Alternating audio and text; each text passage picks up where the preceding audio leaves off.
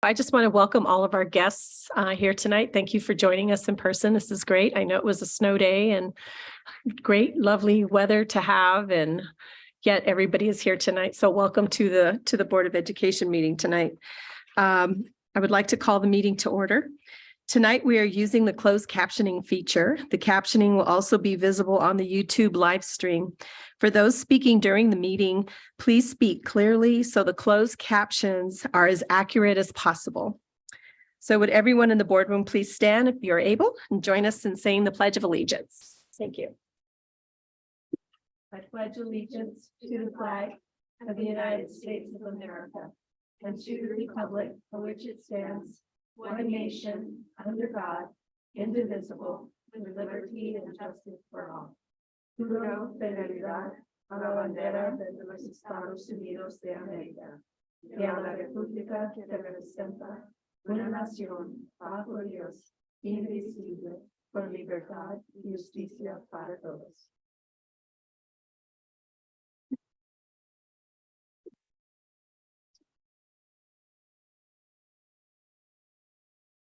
So now I please like to ask for a moment of silence for those that have given their lives in service to their country, and also for the families and children impacted by the crisis in Syria and Turkey. Thank you.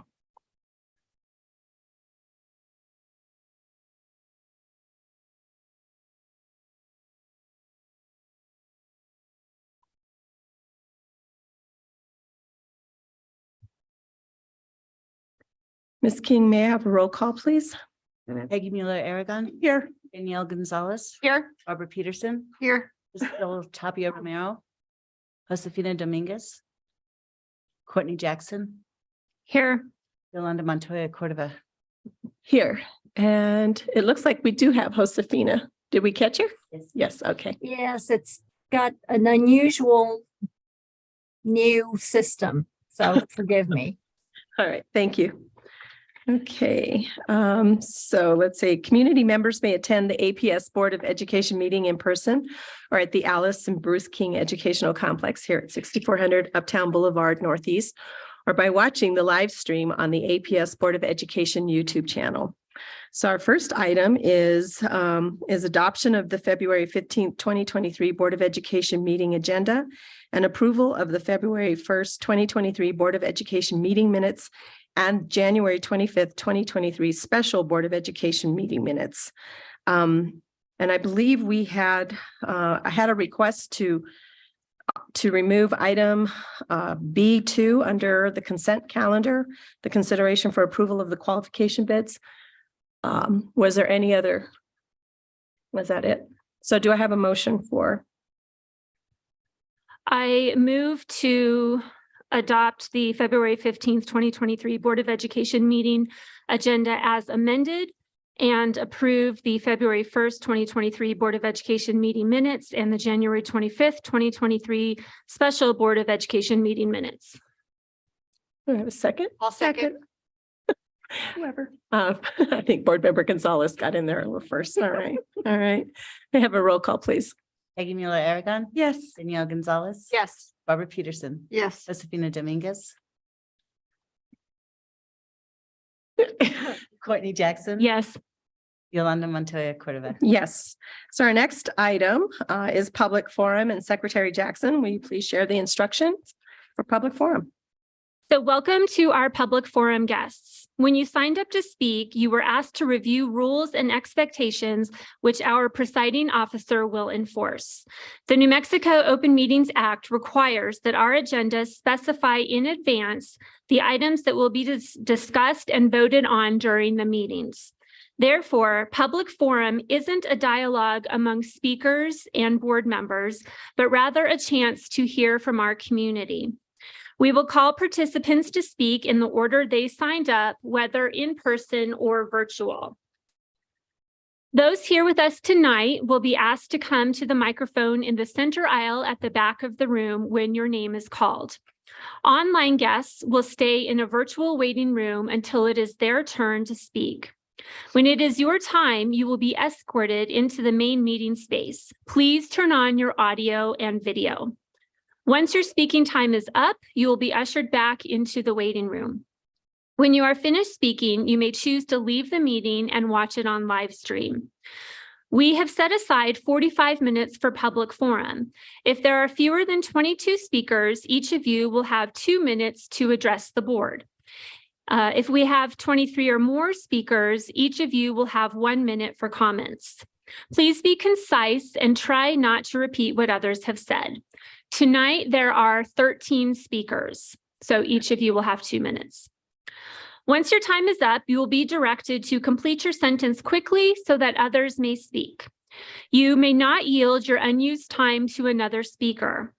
If we don't get to all speakers or you feel you were unable to convey your message, you may email the board at boarded@aps.edu. In addition, for those of you here tonight, a representative from our service center is here to assist you. She's sitting in the back of the room with her hand raised. So at this time, Mr. Gonzalez will introduce our speakers. Thank you, Board Member Jackson. Our first speaker tonight is in person, Alex Shoemaker. Alex, you have 2 minutes when you begin speaking. Hold on, Alex, hold on. The mic's not working. Wait 1 second. Let's try it again. No. I'm still, hold on just a second. We'll get it fixed here. Ah.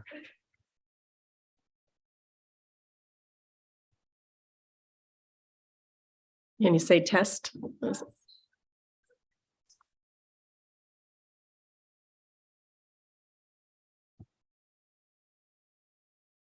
Slight delay. I'm getting feedback on mine.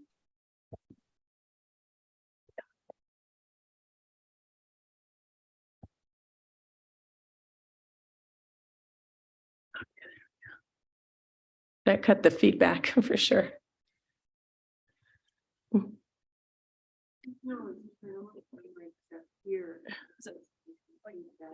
Might have to have her come to the front, maybe.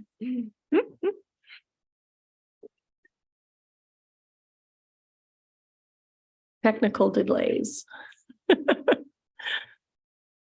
Such as technology. Oh, I think it's working now. Hear you now. Test. Yes, All right. there we go. Hang on, just let's Sal get to the back and he'll put the timer on there.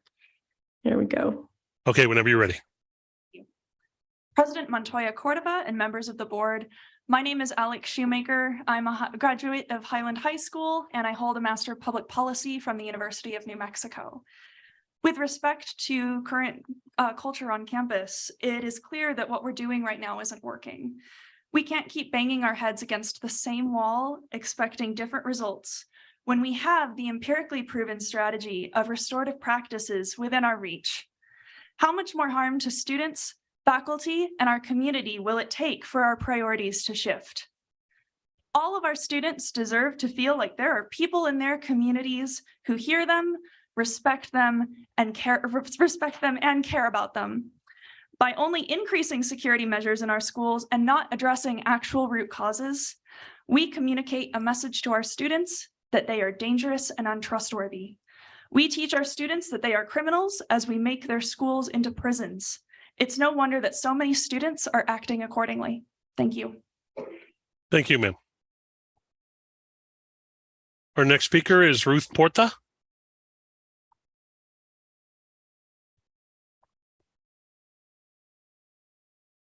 You'll have 2 minutes once you begin speaking, ma'am.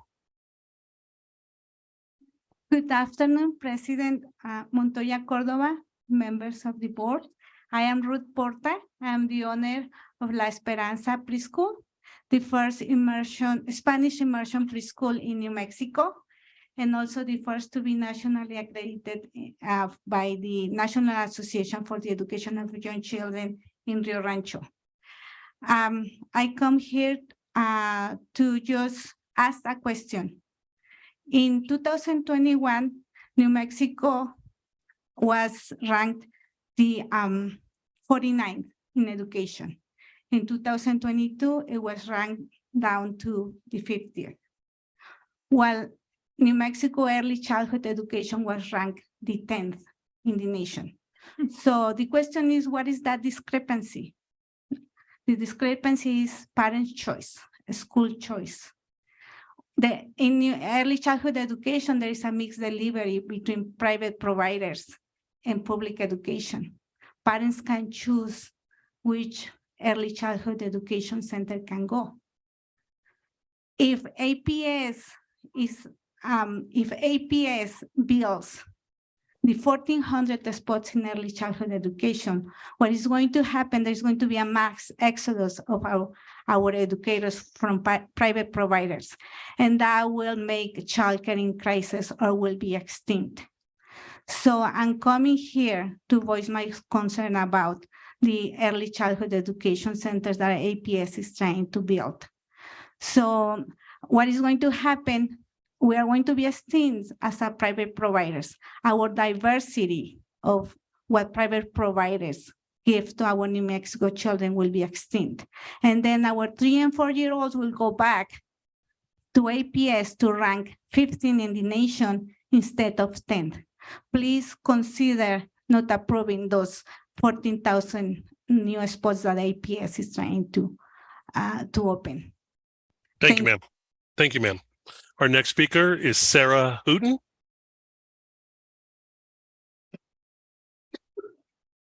You'll have 2 minutes once you begin speaking.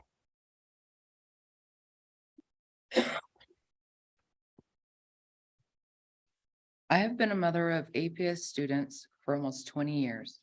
My oldest girl graduated last year. I have a girl in high school and school. I'm speaking today in regards to what I believe is APS's failure to comply with New Mexico education codes and laws from 2019 titled Bullying Prevention Policies. Less than a year ago, my daughter was threatened with assault by a fellow student.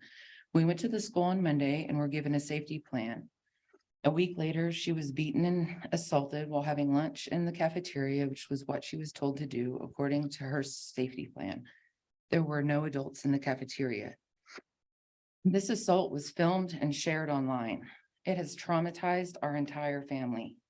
We were told there would be a secret hearing regarding the outcome with no questions answered. This is against the law. My daughter transferred high schools and had one good semester before the video resurfaced. Suddenly, she was viewed as a target by bully students. Students she did not know sent her messages all weekend long, telling her to kill herself. Again, I went to the school administration and was told I am not allowed to know anything. My daughter's advice was to not go to the bathroom by herself and that mediation cannot be forced upon the bullies. I have been told APS can do nothing about fight videos taken on their property. This is a dereliction of duty. I believe it is criminal, and I am demanding that all of you, as the authorities, do something about it. I planned to speak here today. Last week on Sunday, a New Jersey girl, so much like my daughter, named Adriana, killed herself because of the humiliation and lack of justice regarding the fight video that she was a victim of. This child's suicide has spurred national debate and provided many appalling statistics. I expect you to take down any internet videos of children being beaten and bullied on your property.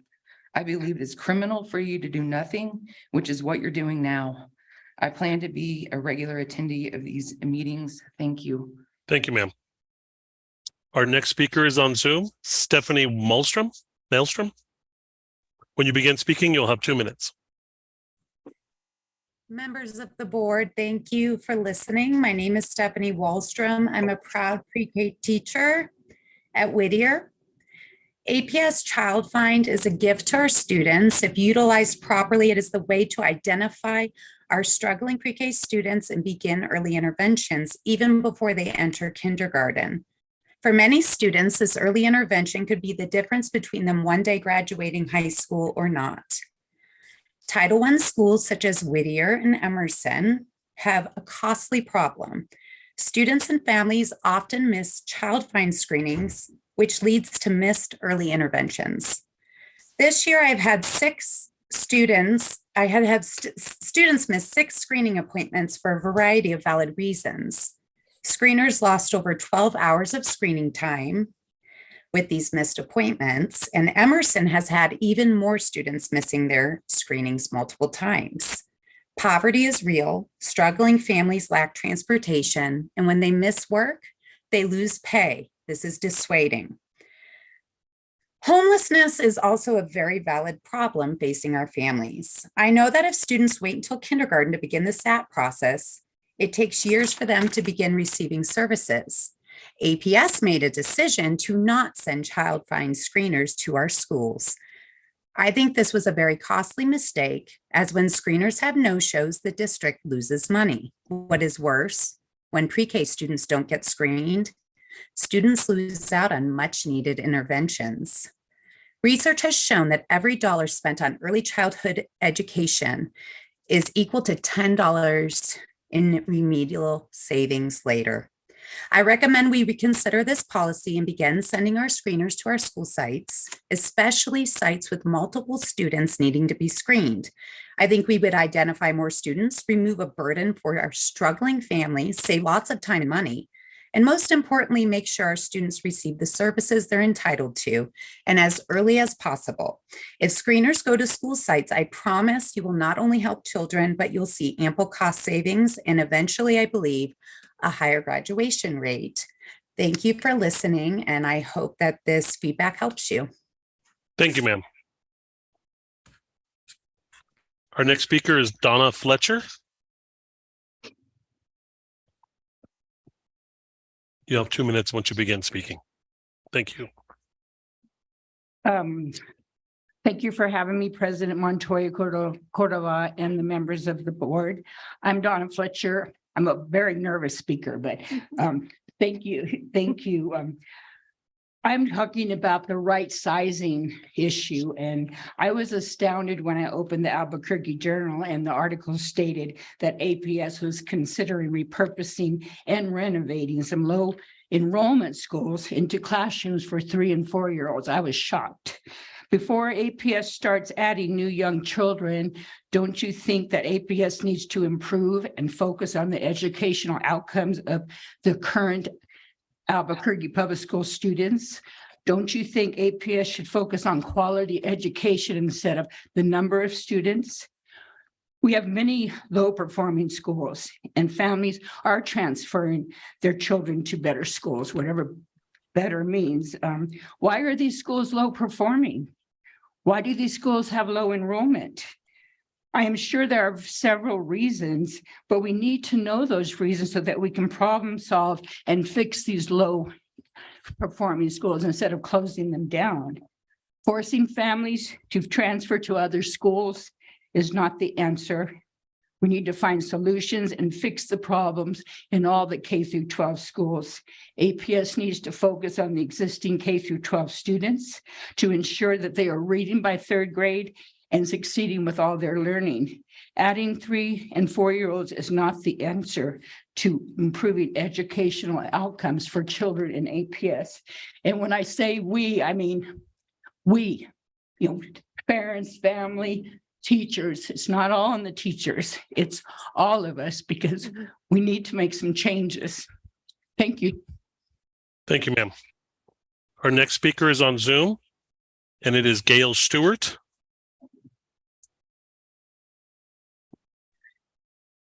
When you begin speaking, you'll have 2 minutes. Thank you so much. I wanted to speak tonight just briefly about Tourette syndrome. I feel like I have talked to the board about this before, but it's time for a reminder. So my comments have to do with the incidence of Tourette syndrome, which right now we know is about 1 in 50 between the ages of 5 and 14 in the United States. Tourette syndrome is a neurological condition characterized by involuntary motor and vocal tics, which may include coprolalia, the utterance of socially inappropriate phrases. Tics are the result of a neurological condition. I want to repeat that. Tics are involuntary. That's what people need to understand. Students who have Tourette syndrome or tic disorder attend every single campus in the Albuquerque Public Schools. Albuquerque Public School staff are uniformly not knowledgeable about Tourette syndrome and tic disorder. As a result of the failure to mandate training for staff, students with Tourette syndrome and tic disorder are routinely excluded from classrooms and school attendance. Staff consider that these students are intentionally disruptive and willfully non-compliant, and neither one of those things is true. Albuquerque Public Schools has been institutionally aware of the need for staff education about Tourette syndrome since 1999, almost 25 years in my personal experience. Yet APS staff continue to not understand the condition, and these students are routinely being punished for tics. They are routinely being excluded from classrooms and public school attendance for tics, which are involuntary and are a part of their neurological condition. This is in violation of federal discrimination laws, and it's harmful to our community. It hurts these kids and these families every single day. And I would urge the board to keep in mind that there is a huge need within Albuquerque Public Schools for the adults in charge to understand disability, many disabilities, including Tourette syndrome, because those kids are being excluded. Thank you so much. Thank you. Our next speaker is in person, Gabrielle Wheeler.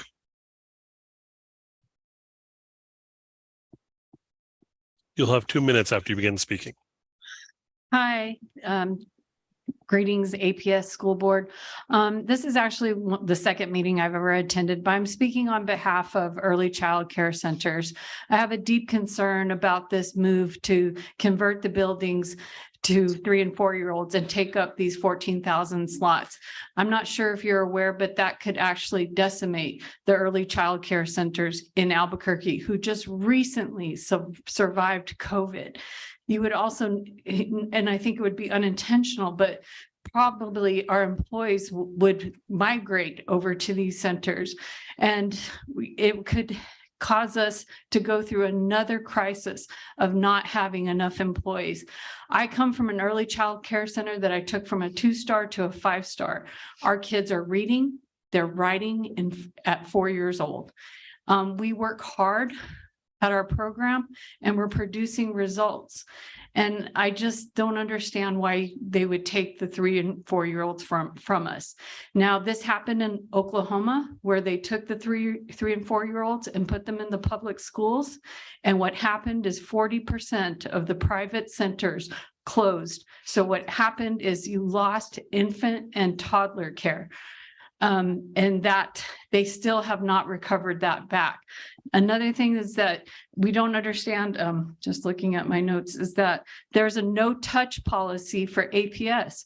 When you have 3 and 4 year olds, they need a nurturing environment. If a teacher can't change them or touch them, that's not going to be conducive to their upbringing. You cannot compare early child care teachers to K through 12. They are entirely different, and we cannot rob these children of their childhood. Just hearing these testimonies of so many high school students and so many parents, I think APS has enough on its hands that they don't need the 3 and 4 year olds. Thank you. Thank you, ma'am. Next up is Laura Vickers. 2 minutes once you begin speaking.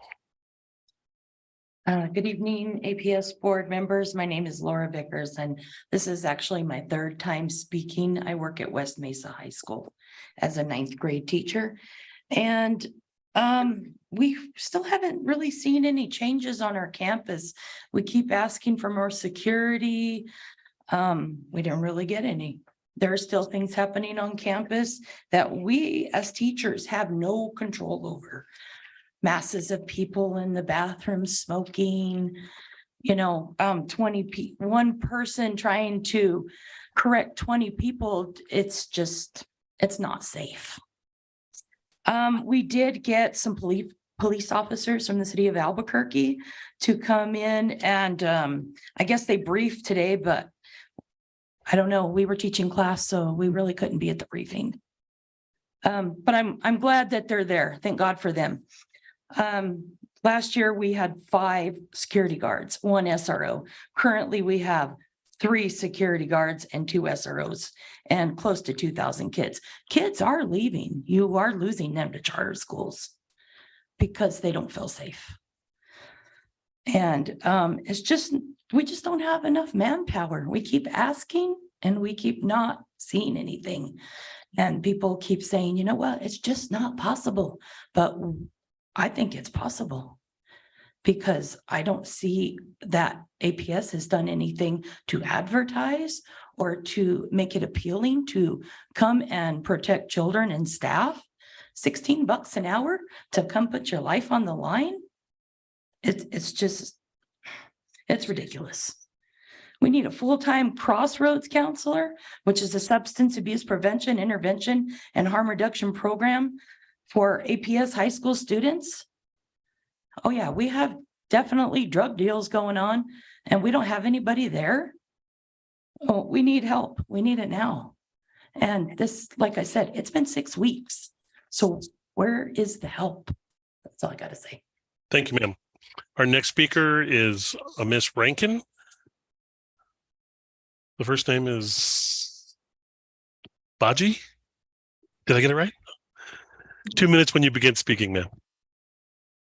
Hi, good afternoon, members of the board, Madam Chair. Thank you so much for this opportunity to present. My name is Baji Rankin. I hold a master's degree and a doctoral degree in early childhood education, and I've been in the field for 50 years. My white hair testifies to the length of service. I started actually when I was 5 years old when I got a baby brother.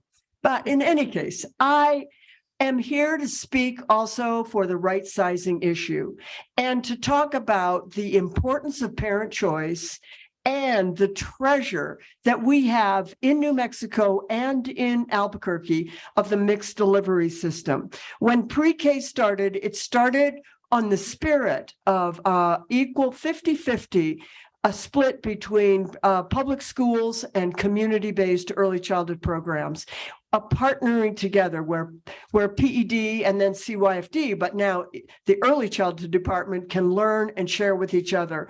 I think that is a treasure of New Mexico, especially in the whole state, but I'll speak about Albuquerque right now, the diversity that exists in Albuquerque of languages and cultures and people with who would choose different things for their parents who will choose and want to choose places where they feel is the best fit for them, for their family, for their child. So we are blessed in Albuquerque with this rich diversity of indigenous people, African American people, Asian people, white people, Hispanic people, this and more, the whole diversity of the state with the different languages and cultures. And that to me needs to be represented and made full by a strong mixed delivery system where parents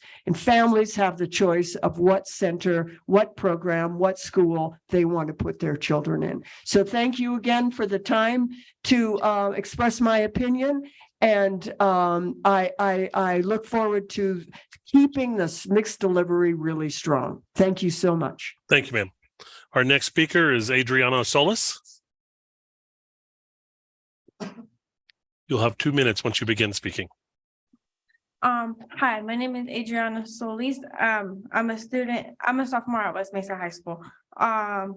Hearing the intercom go off, knowing we're going to a shelter in place is always unsettling and uncomfortable. After last year, they increased police presence on campus for the time being, and once tension cooled, police presence was gone.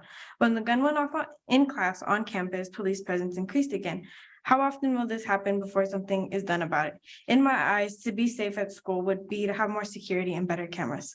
Having more security and having better cameras would help benefit the schools because then we wouldn't have so many unseen places on campus. There's a lot of blind spots that the students go to do drugs, buy drugs, do illegal things on campus. And if we have more security and more cameras, then that's more coverage at schools. I have 4 younger siblings going into high school very soon. I don't want them living in constant fears of having guns on campus. They deserve a safer learning environment. I don't want the same feeling my mom and many other parents feel when they get the call. Please, change starts here in this room. Take into consideration my peers and educators, and please help make our schools safer for future generations and not just us. Thank you. Thank you. Our next speaker is Leo Porta.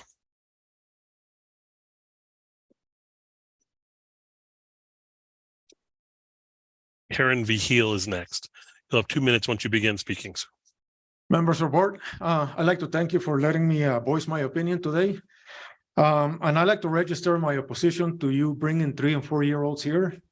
And I want to look at it from the perspective of security. Right now, you're being given red flags about security issues at the schools that you are currently in charge of securing. Kids are coming here to give you these red flags. You know, historically, if we look at Columbine through Uvalde, the single point of failure in common in all these events is the adults who failed to listen to the kids. Please don't become that same single point of failure.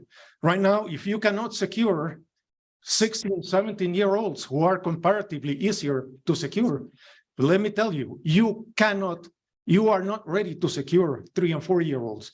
They have to be secured at a much higher level because, and I don't think anybody here will argue, 3 and 4 year olds not only could face external threats, but potentially left to their own devices, they are a threat to themselves because of lack of experience, matched by a massively well-developed sense of curiosity and adventure.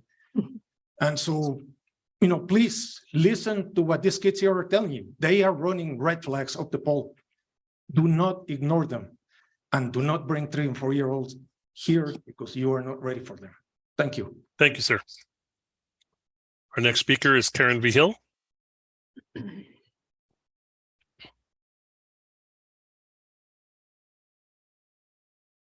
Two minutes once you begin speaking. Thank you.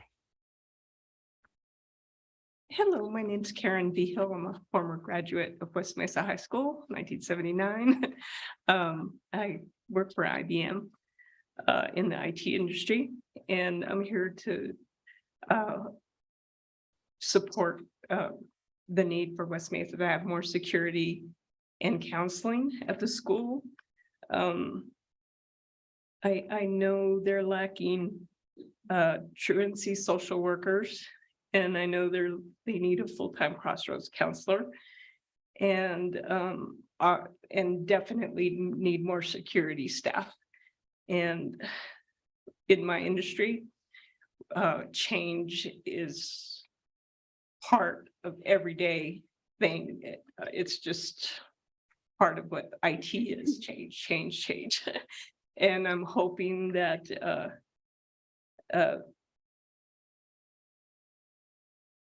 sorry, I'm nervous. I'm hoping that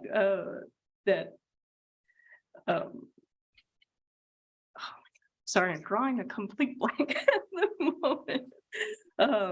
So change is part of our industry, right? So I'm hoping that APS can own up to that and make change part of helping the security issues, the counseling availability, and I don't even know if the APS has counseling for the teachers as well, but that would be a great thing too, because I know they have as much emotional and physical insecurity with all the challenges they've had with the gun issues and safety. And yeah, so that's all I have to say, but thank you very much. Thank you. Thank you, Ms. Veal. Our next speaker is Francisco Lefebvre.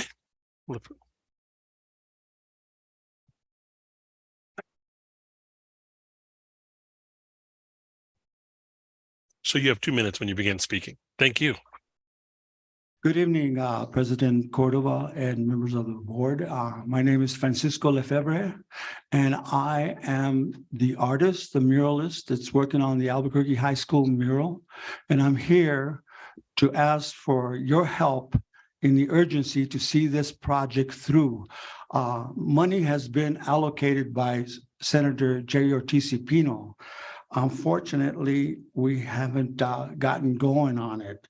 This mural is not a decoration. It is a visual dialogue that spans from pre-Columbian times to the day.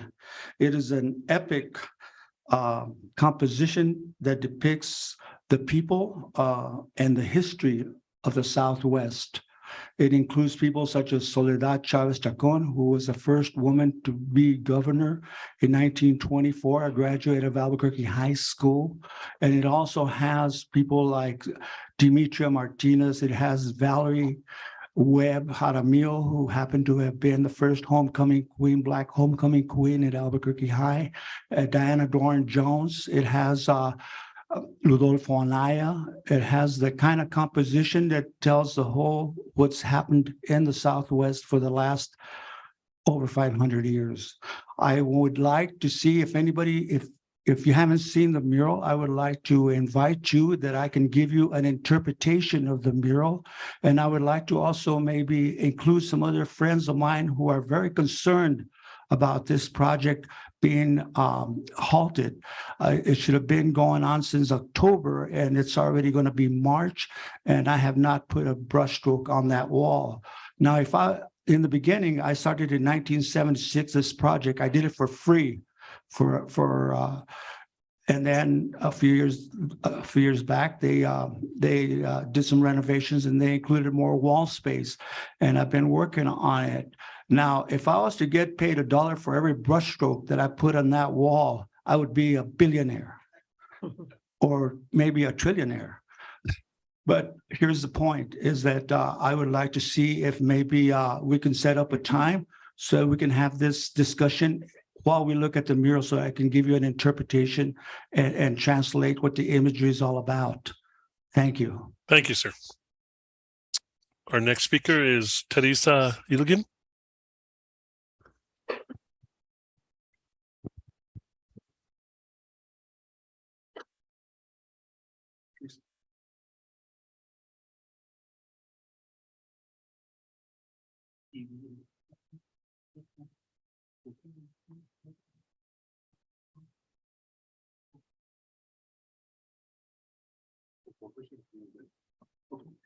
When you begin speaking then. Good morning, board members and Superintendent Elder. My name is Teresa Ilgin. I'm a teacher at West Mesa High School.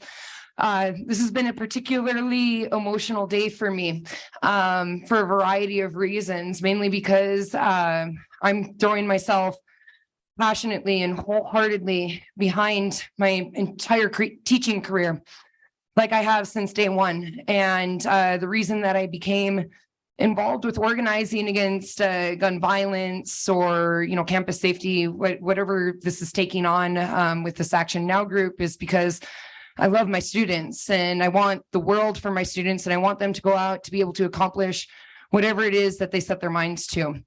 And as I sit here in the audience, and I always start like rooting for everyone that's in the audience, because everyone takes their personal time out of their evenings to come up here and speak their hearts and speak to the things that they're passionate about. And I'm hearing that there's just not enough staffing. Like there's just not enough people to be on the ground with our kids, loving and caring for them and putting forth the effort that our students deserve. The absorption of early childhood education into APS, like, great, but where's the staffing going to be on that? Like right now you have a skeleton crew working at the majority of your schools and they're being run dry. Like you have, I have another 20 years because I'm going to retire from West Mesa, right? But I will lose all of the teeth out of my head. I will lose my sanity. I will lose everything because there's just not enough support. We need security guards. We need a full-time truancy social worker. We need a full-time crossroads counselor, because that's what our kids deserve. And I understand that there may be a shortage of money or funds or whatever that is, but you have students and teachers and staff and community members that are coming here every other week to speak on their own time because they want to sit down and they want to work with APS. They want to be there with you, coming to a solution, discussing some of our issues. And it's not going to be a short-term immediate solution. It's going to take some time. And you have people that have dedicated like years and years and years, their careers to this, and they want to make it better. Like there's no teacher or staff member or student that really wants anything like negative or bad. We want solutions. And then like the bullying issue, like that breaks my heart. Like that shouldn't have happened, right? There should be systems in place that are working and effective. And because the staff isn't there, like how are we going to solve this? And I'm sorry, I hear you telling me that I'm good, but yeah, security, Crossroads counselor, full-time truancy social worker, not pulling it from other schools and robbing them of their resources, making sure that we're making this, appealing to the public because these are their kids. Thank you. Next is Mr. Verlin Coker.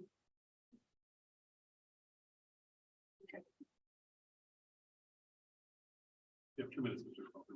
Yes.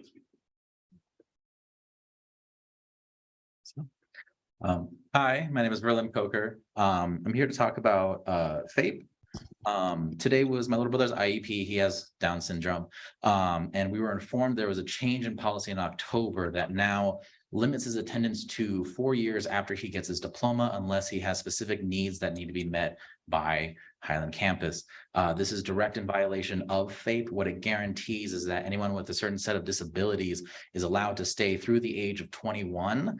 And this is a right to stay and continue education, whether or not they have a diploma. The only time where this is an exception is if they receive a general ed diploma, which requires all of the proper credits and tests to pass a general education diploma.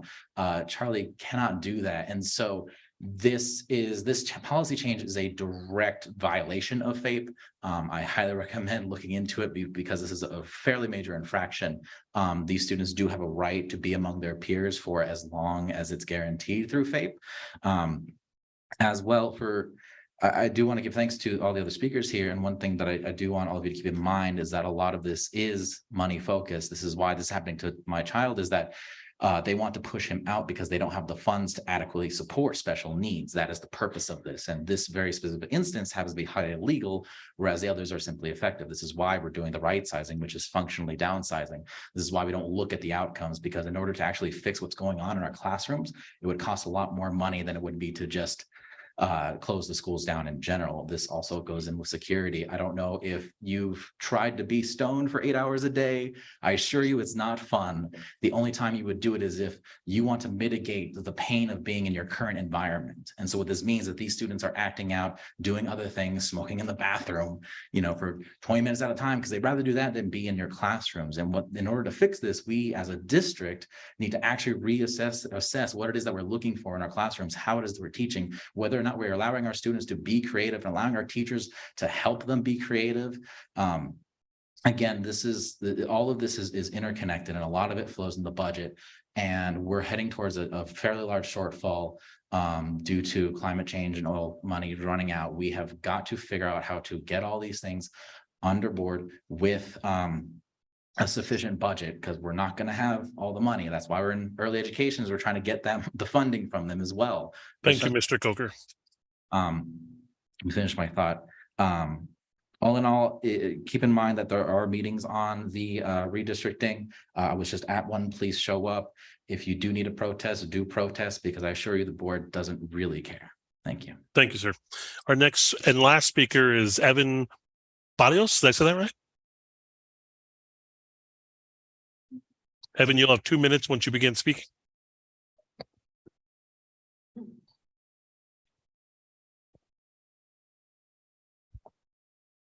Go ahead.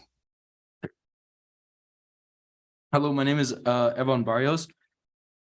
I'm from West Mesa, a sophomore, and I would just like to say that what we need in West Mesa is more security guards, because since our school is like getting less more threatening with other students, wherein kids just vape, kids just bring guns and just start hurting each other, and that just puts lives at risks. For another one we should add is full-time traveling social workers and full-time crossroad counselors. And that's all I just want to say. Thank you, sir. And board, that does conclude public forum. Thank you. I just want to say thank you to the guests for coming here tonight and speaking to us. As it's noted in the policy directive, we get to listen to what you say, but we're going to continue on with our agenda. So thank you so much for coming in tonight. So our next item for consideration is going to be approval of our consent calendar items. But I believe we're going to pull out item B2. And so why don't we go first to the discussion on item B2, and then we'll go with the consent calendar pieces. So I'm just going to open it up for a conversation on B2. I'll go first. Okay. Okay. Yeah, so the reason I asked that it be pulled from consent is because I had some community feedback this morning, and I felt that it was important to just to kind of discuss this because it is such a large amount of money. And I feel it's very important that we are diligent with the taxpayer, with our taxpayer funding. So I think what would probably be most helpful is if we had, and this is certainly for me, maybe a refresher on the procurement process. And specifically, I was wondering what kinds of questions are asked during the procurement process that can assess whether or not the taxpayer funding is being protected and used wisely.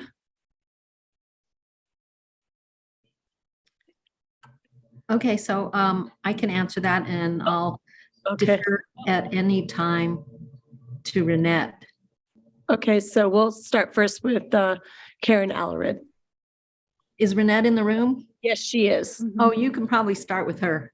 Okay. Thanks. Okay, thank you. Ms. Apodaca, you have the floor. Okay.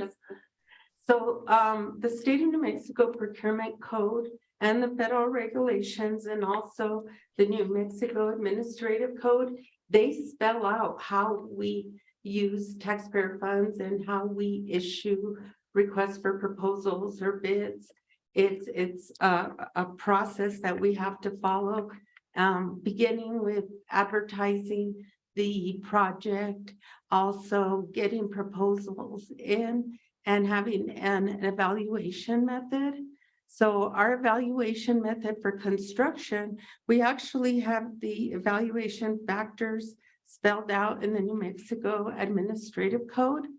And they have evaluation factors such as past performance, management plan, project staffing and craft labor capabilities, health and safety, and then we can add to them financial capabilities, project schedule, and contract warranty. So all of the proposals that the contractors submit, they go through this evaluation by different committee members. So once it goes through the evaluation, they're ranked, and whoever comes up with the highest ranked is the successful contractor. Okay. Sorry, Ms. Alarid, did you have anything you wanted to add before I ask my next question? No, you know, Renette lives and breathes this every day, so I defer to her. So I guess one of the answers that I received back is that there are provisions to protect APS against general conditions, project timelines, and that we do not pay for services until they're completed, verified, and approved. Is that? That's correct. In any of our projects, there's always going to be risk. So we always try to mitigate the risk to the best of our ability. So we mitigate risk by asking for different types of bonds that the contractor has to have. Performance bond, labor bond, material bonds. Also in the contracts, we put provisions. There's provisions for timelines. There's also provisions if there's a breach and also a cure for the breach. We never pay for services until they have been completed, verified, and accepted. So we do have, like I said, in the contract and in the bonds and insurance to protect the district. Okay. And in this particular procurement process, because we're using the Department of Defense is in on it, how does the Department of Defense do they participate in the procurement process? Or in the selection? What is their role in the selection of the vendors? Their roles are in the federal uniform guidance. So we have to ensure that we follow the uniform guidance, which is very similar to the procurement code. And then they also have also provisions that are part of the RFP documents, which become part of the contract that also mitigate the risk. So when they give us the award or the funds, they want us to ensure that we do follow the federal regulations. Okay, so they participated in the sense that they were following their own set of regulations? That we follow theirs. That we follow their regulations. Okay. Okay, so I guess like the big overall question is that this feels like the board is being asked to approve a huge $42 million contract, right? But what is the actual role of the board in this instance? Are we approving the entire contract? Board Member Jackson, in the policy, in the board policy, you are approving the expenditure of the funds. The actual contract and award of the contract is in compliance with the procurement code and the federal regulations, and the contract selection is through those processes. So the board is actually approving per the board policy is the expenditure of the 40 million, 42 million. I know it kind of like gets stuck in your throat, right? When you say 42 million. Okay, so our role, the board's role, is only to approve the funding. And then what happens, just playing this out, what happens if the board does not approve the funding? Do we go back? Do we go back to the drawing board? Do we go to the next person on the list? What happens? Board Member Jackson, no, the procurement process, we followed it, and the evaluation criteria with all of their scoring and ranking actually chose the awarded contractor. So if you didn't award the expenditure, it doesn't affect the outcome of the evaluation committee, because that was the outcome of the evaluation per the factors. Okay. And if this again very much feels like we play a particular role, we're the governance role, and we leave the management role to you, right? So if community members or members of the public had questions, and not only about this, but even going forward about procurement issues, who can they contact? Jackson, they can contact our communications office and put in a NIPRA, and everything that we do is public record. And per the procurement code, we have to keep certain documents and document all our process, and those are all open to public record. So they are definitely can do that. Okay. And so do you, and Ms. Alarade, I see you're off. Did you need to say something? No. Okay. Sorry, I saw that you were not muted. So I guess for all of you, do you feel confident about the selection process, that you had all the information you needed to have to award this contract? Board member, yes. We have gone through these procurements for many years. All of these are laws. They've been, how would I say, held up in the court of law. And we follow the letter of the law when we do these selections, and these awards. Okay, thank you. Any other discussion? I do. So then, bottom line is everything went according to the right process. Everything was followed. And if we would choose not to approve the award, it would still go forward anyway. If we didn't vote to spend that $40-some million, it would still go forward because the process was followed. Board member Agarón, it might not go forward because the funding wouldn't be approved to be spent. Even though the process was followed. Correct. Okay. See, that's interesting in itself. Well, I mean, I would just add, I mean, in terms of like procurement rules and laws, so we have to follow them. So if it wasn't approved, essentially the only thing we're not approving is the funding for the project, and the project would not go forward. So, but then there would also be an opportunity for protest. There would be an opportunity for some pushback because we did not, it's kind of like a failure. It's a breach because we actually followed the procurement process in this. And so that would open us up for that kind of an opportunity with the contractor at this point to sort of take us to task or to cry foul on that. And it would be good for us to know exactly what would happen from the legal perspective. I think that's something that I would want to know because everything was followed.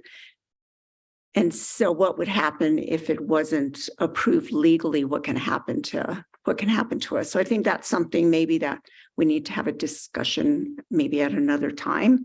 But then I just have a follow-up to a couple of the questions that I had asked. And I didn't have a chance to probably get some of them answered. So I know we're going from 65,800 square feet to 88,465 square feet. And that 65,000 is inclusive of the portables that are on the campus right now. So we're adding 22,845 more square feet in a time when we're supposed to be right sizing. And so my question was why, and that was kind of answered, but the follow-ups are that because we were going to save money in efficiencies. So I would like to know what those efficiency savings are. Even estimated monthly, how are we going to save as compared to what the building is doing now? And I know that's a really old building, so I'm assuming a lot of the savings would come from utilities. That's just my assumption. So I would like to know that. Then I was also told that, they looked at all the schools and said this one was going to be slated for, a rebuild, and that there were inadequate spaces. So what does that mean? Which spaces were inadequate at that in that building that's currently there? And so I didn't get an answer to that. And then also that one of the other reasons for the why, adding 22,000 more square feet is that it didn't meet APS's square footage requirements, that we didn't meet them. So what are those requirements for an elementary school? Okay, so I think we got 3 questions in there. So I was going to say, can we start with like the first one? Was why are we adding the additional square feet? And I think Karen. I think all of them were part of that question. Okay. The why, right. Go ahead, Salarid. Right. So, Madam Chair, members of the board, the the current facility is inadequate. It doesn't meet our current design standards, nor does it meet the Department of Defense's current standards for education. And the Department of Defense is basically, as you alluded to, basically they've done a study of all the US school bases across the world and have ranked them. And this one, finally, the number came up. And so they're trying to get some sort of equality, right? So they want to be able to, any military person stationed anywhere has some sort of equal or comparably adequate schools. So when they move from country to country, the schools are all pretty much on par physically with each other. And of course, they have different security requirements for their schools as well. And then in terms of the actual facilities, so our guidelines have changed a lot. Right now we have full-time art and music, and most schools, especially one this stage, we'd be lucky if they might have an art room that they split time 50-50. So we have STEAM and STEM labs now. So all of those things are wrapped up into this now. This particular school has a terribly inadequate library. It has a not so great kitchen cafeteria, even though we had done some work on it about 10 years ago. I could go on and on. The square footage of the classrooms are probably not adequate. They probably don't have specialized kinder or pre-K classrooms that meet the current standards. So this school definitely needs an overhaul. You know, it was built in the 50s. So then somewhere it's then written, Ms. Alarid, what the square foot requirements are that APS has. So is that based on, is there a square footage per each elementary school student, middle school, high school? Is that how it's done, or? It's based on, there's square footages for each type of space, and those are reviewed annually. And we work closely with the curriculum side when we review. We do a really big review, probably every 3, 4, 5 years, but we look at them annually and we work with the school. So for instance, one big change that happened recently is that essentially we don't really need computer labs anymore, because we have basically a 1-to-1 ratio. Every classroom is now a computer lab. So instead of building computer labs, we're now going to be doing STEAM and STEM labs where they can do more specialized curriculum in those spaces. So yeah, we have guidelines that we update periodically. And so what do you, Ms. Alarid, what do you base those requirements off of? Mostly what the academic side needs. So is that just similar to what they do in different states, or ours look really different than others? I couldn't address what they do in other states. I think ours look pretty similar to what we do throughout the state, because PSFA also has their guidelines, which track with ours. Ours might be slightly more robust, but they pretty much track. So ours are more robust than because of the size of our districts, I'm assuming? I think we probably have more programs, specialized programs than other school districts do. So they require maybe some different spaces. Okay.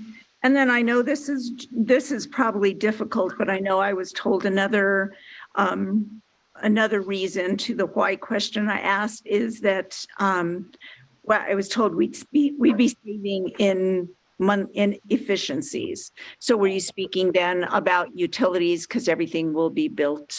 I mean, we're hoping better than it was. Well, I don't. Yes, it's mostly utilities. It's mostly utilities, air quality, different things like that. But the biggest thing is utilities. We're going to be getting a better, more efficient HVAC system. And with solar installations, we've been able to cut our electric bills down at all of our schools. So it's going to be mostly in the utilities and in other areas of maintenance. And we won't really know what those savings are until after the school's been running for a little while. So that's an impossible number to come up with. And I do understand that. And so the only other thing is that I think it's Member Jackson really alluded to this, is when people out there are expecting that we, the board, do everything, we don't. So it's up to APS to follow the process for procurement, getting everything done that they're supposed to, and up to the board to just approve the expenditure, which things won't get done without that money. So I just want to make sure that, the public does know that. And then the other thing that I thought was really important, and I think that we need to make sure that we do look at APS's expertise when it comes to knowing, what works. You all know what works, what doesn't work. You know way more probably than what we do. We just know when something breaks and, when it has to get fixed. And that's when we usually hear when everything's going well. We don't hear that. We hear when things are not going well. But you all know what works and what doesn't work. And so the concern that I have had is that we don't have, you should not use this HVAC system because it is so costly to repair.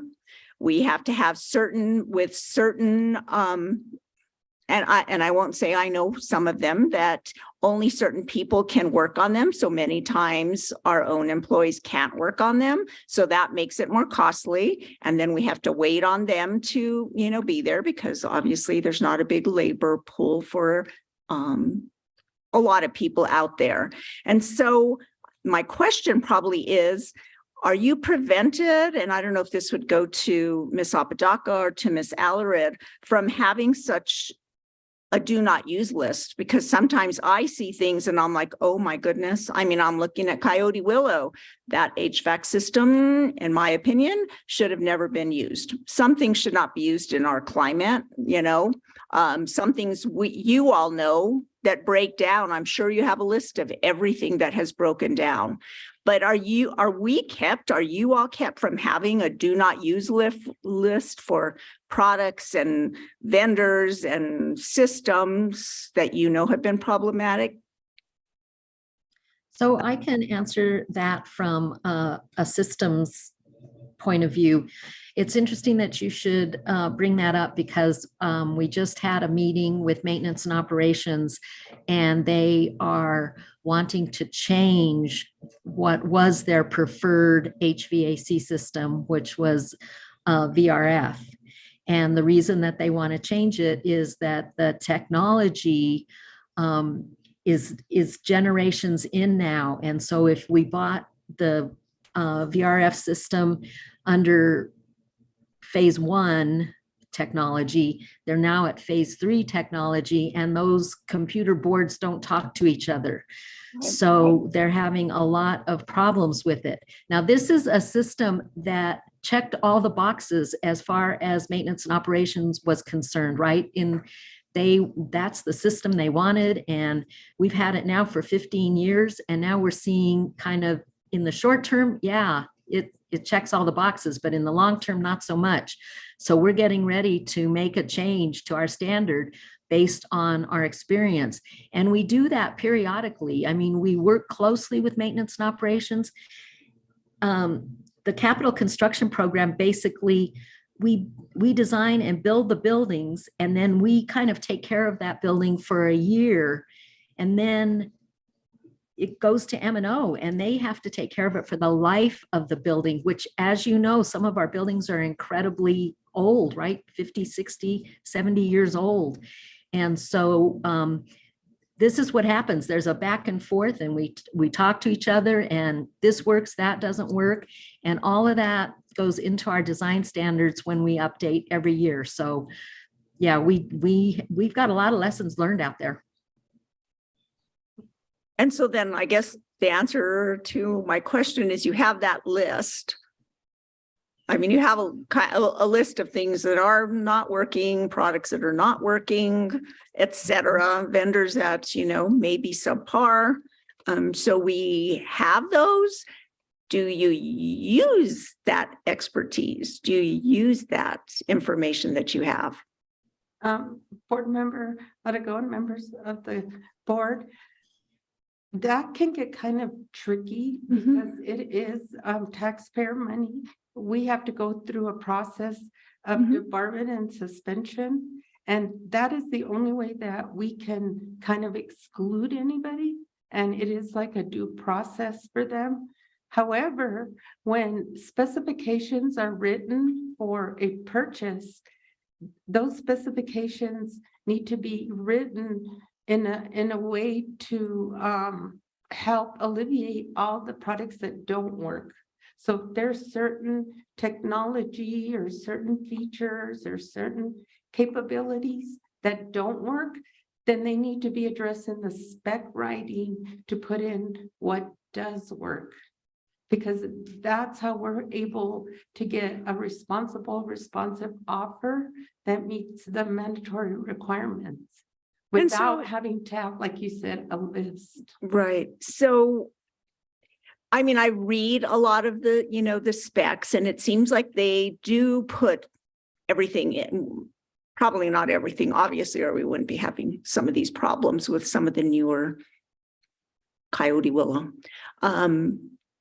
I'm assuming that we do the best that we can to have that in the specifications. So I would just say, let's just look and see, maybe there's something that we're missing there. Cause I mean, you know, Ms. Apodaca, Coyote Willow is a really new school. And my concern is just that, you know, our kids and our teachers are the ones suffering in a learning environment that isn't working. Oftentimes with HVAC. Plus, we've also seen at schools where there are things that go wrong with the flooring in the gyms. There are just those kinds of things that happen that make it dangerous for, you know, students to use those areas. And so it's not just, it's like you find out after, you know, after the fact or the month after you aren't under warranty anymore and they don't have to come back and fix it. And so then we're kind of stuck, you know, the taxpayers are kind of stuck there too. So just something to just kind of, you know, look at. Definitely. Thank you. Thank you. Board member Dominguez, you have your hand up.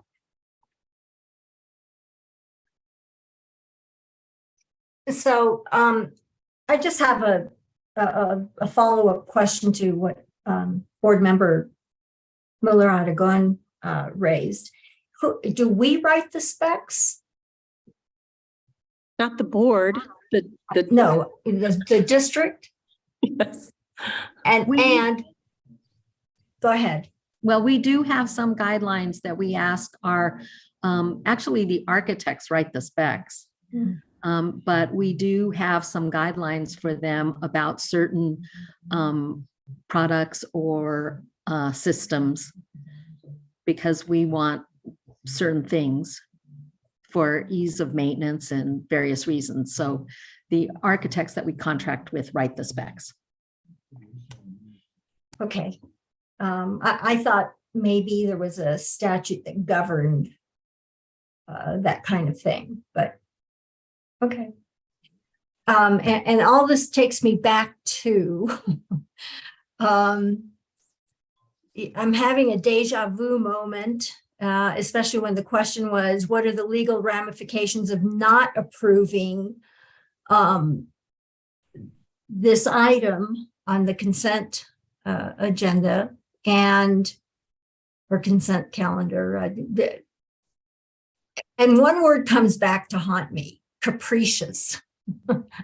I do not want us to be, I don't want that word applied to us ever again, any of our decisions. But all this conversation takes me back to a moment at our September 2022 board retreat when we embraced student outcomes focused governance. And I think the pledge was to trust the administration with these decisions.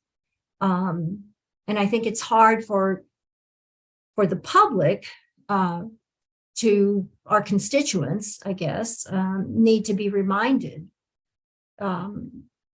that this is a new model of governance, and reiterate, we need to reiterate what our role is.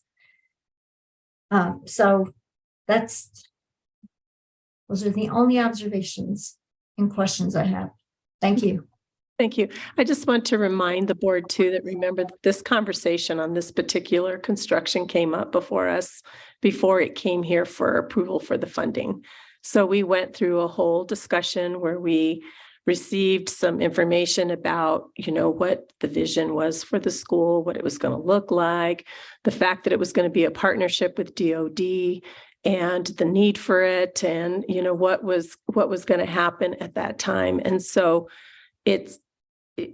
we had that conversation, I think, about the why, in terms of why this school was being picked and selected. We were really excited about the fact that it is a partnership with the Department of Defense, who's, actually picking up the majority of the cost on this, which is great. And it's an opportunity for us to create a learning environment that is over 50 years old and to modernizing it into something that will be much more efficient and much more effective for those students that are attending that. So I just remember this coming before us before tonight. So I think tonight the only conversation is now they went through the bidding process, they did all that, closed bids, did the awarding, and this is what came up, and they're just presenting to us what that RFP process looked like and what the procurement results were. So Board Member Peterson? I will move for approval. I will second. This is Danielle. All right, thank you. Ms. King, may I have a roll call, please? Yes. Danielle Gonzalez, Yes. Robert Peterson, Yes. Josefina Dominguez, Yes. Jackson. Yes. Yolanda Montoya Cordova. Yes. Okay, so the next item for consideration is just consideration for approval of the February 6, 2023 policy items, which this is weird because it's not just the policy items, as the approval of revisions to Board Policy 2 for special education. Do I have a motion on that? So moved. This is Barbara. It's aye. Aye. Okay, I'm sorry. I thought it was a 2. Do I have a second? I'll second. This is Danielle. Can I have a roll call on that, please? Fabiola Aragon. Yes. Danielle Gonzalez. Yes. Robert Peterson. Yes. Josefina Dominguez, Yes. Jackson. Yes. Yolanda Montoya Cordova. Yes. Okay, so the next item for consideration is consideration for approval of the February 15th, 2023 Board of Education meeting items. This would be B1 and B3. I move to approve the February 15th, 2023 Board of Education meeting items number 1 and number 3. I will second. This is Danielle. Can I have a roll call, please? Fabiola Aragon. Yes. Danielle Gonzalez, Yes. Robert Peterson, Yes. Josefina Dominguez, Yes. Jackson. Yes. Yolanda Montoya Cordova. Yes. Okay, so our next item for discussion is student outcomes focused governance. And this is a report on strategic planning process. And I don't know, do we have Superintendent Elder? Was he able to connect? We have Dr. Segura. I know we have Dr. Segura. If not, we also have, do we have Dina? I can't say her last name, Hasiadis with Attuned Education. Is Dina on? There's Dina. Okay, hi Dina, how are you? I can't say your last name. I'm terrible at that. How do you pronounce it? Give me a little bit of education here.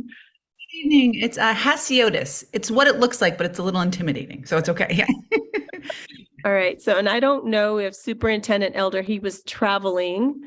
He had mentioned to me today that he was going to be traveling and that he would do his best to connect. But if not, he felt really confident that I think I see that Dr. Segura and with Dina Hasiotis on that we would have. You have the floor, so you're going to give us a report on the strategic planning process. And I believe tonight is to present the diagnostic report. So you have the floor, and I don't know how you want to start, Dr. Segura. Board President, members of the board, I believe that Dina is going to start us off. Okay. Just pull up my presentation. One moment.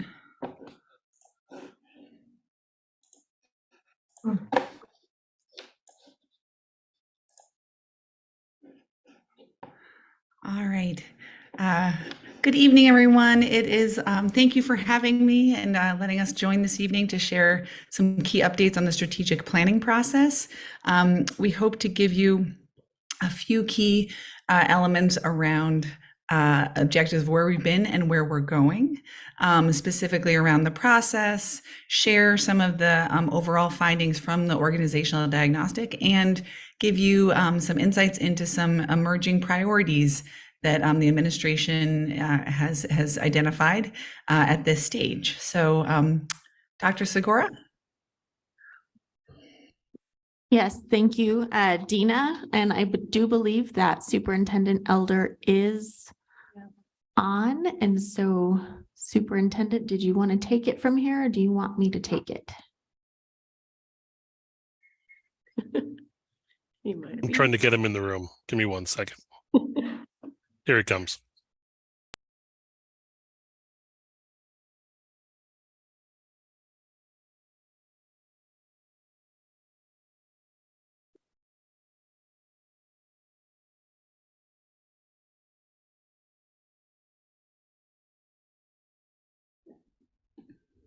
And I believe tonight is to present the diagnostic. So can anyone hear me?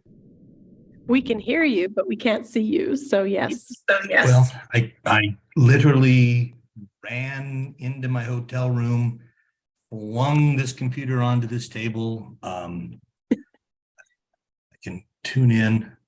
There you are. Now we can see you. All my glory. Been a very interesting final hour of this trip. So they managed to misplace my bags for a while. So, but I am okay. Okay. So I believe I'm starting off. I'm glad you guys have met Dina. You've met her before. She's presented before. We're glad to be here. I think what's important to just get into this is that we've been working together with Attuned under their work to set some clear direction and a roadmap on how to achieve the goals that you guys are setting for us. And of course, you guys began working with Council of Great City Schools on your process around your governance of the school system. And at the same time, the administration began working with Attuned education partners to develop the strategic plan, which is going to outline the key actions that the school system will take to make progress towards the goals identified by the board. And then together with the goals and the guardrails along with the strategic plan, we can set the direction and roadmap for the school system. So I think that gets us through our first slide. Yes, for sure, Superintendent. Thank you. I'll take it from here. So as shared, I am Dina Hasiotis with Attuned Education Partners. Just want to take a moment, as I don't know if I've individually gotten to speak with each and every one of the board members, but thank you for having us. I am one of a team of 4 individuals who are really working directly with the administration in different elements of the strategic planning process. And I'm grateful for the time to be with you this evening. But Attuned, just so you're aware, is a national organization that supports school systems across the country, large and small, on strategic planning and other elements of school improvement efforts. And we've been really excited to get to know Albuquerque and the senior leadership team in the district. I'm going to just share a little bit about just at a high level the process and where we are before we get into some of what we've learned given our time working in Albuquerque. But our project is sort of in 4 phases. The first started when we initiated our work with you in September to kind of think about the project, who we would work with, and how we would partner with the administration in doing this work and the type of engagement efforts we would undertake. Some of you may recall back in September that involved also recognizing how we would kind of follow along and be informed by the work of the council as you're working with them on your governance initiatives. Phase 2 of the work is where we spend a lot of time trying to understand some of the core strengths and challenges of the school system through a lens that we know is never perfect, but one that we hope is insightful. And so we spent time in October and December doing performance data analyses, conducting interviews and focus groups, looking at artifacts related to your instructional plans, and also visiting classrooms. So to help us kind of diagnose and generate some key findings to help support the planning process where we are now. So in phase 3 right now, January through April, we are working to support Superintendent Elder and his team in thinking through what are the right strategic priorities and key work under those big areas of focus to help achieve the goals that you all have set for him and his team in pursuit of better supporting students in Albuquerque. And so we will be in this phase through April, and then towards April and May, sort of pivot to the idea of thinking through how best to track that progress.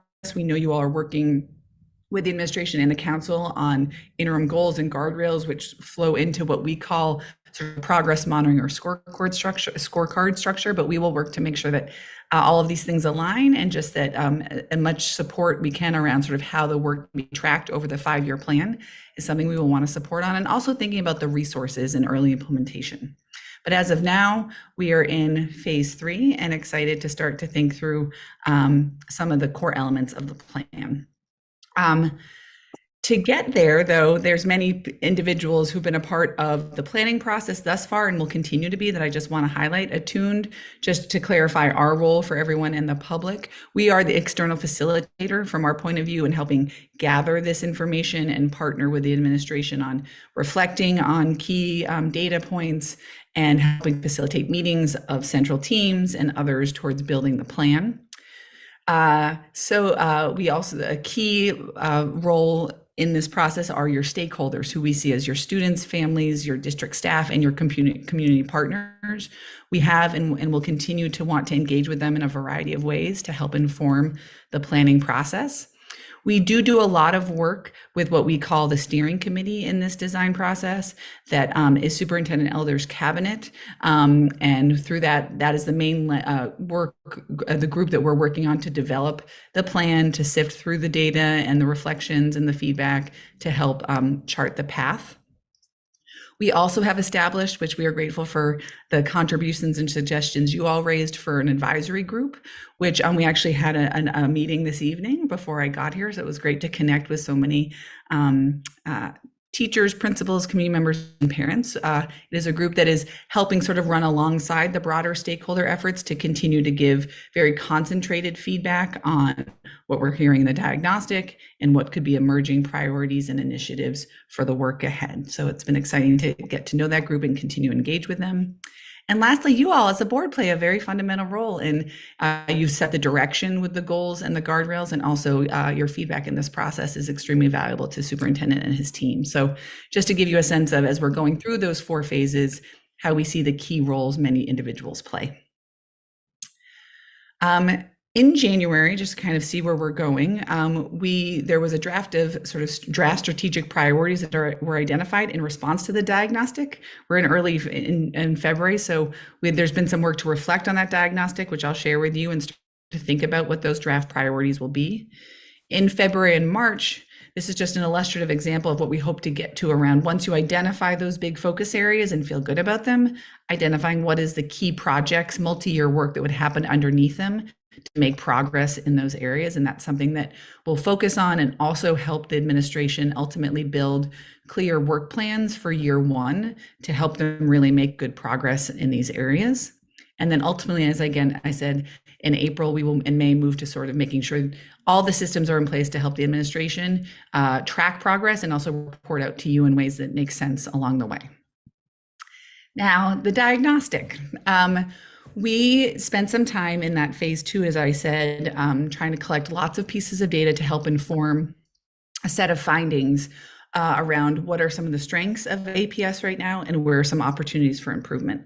To do that work, we reviewed a lot of publicly available data on APS student outcomes related to testing outcomes, also looked at some things around disciplinary outcomes in that area.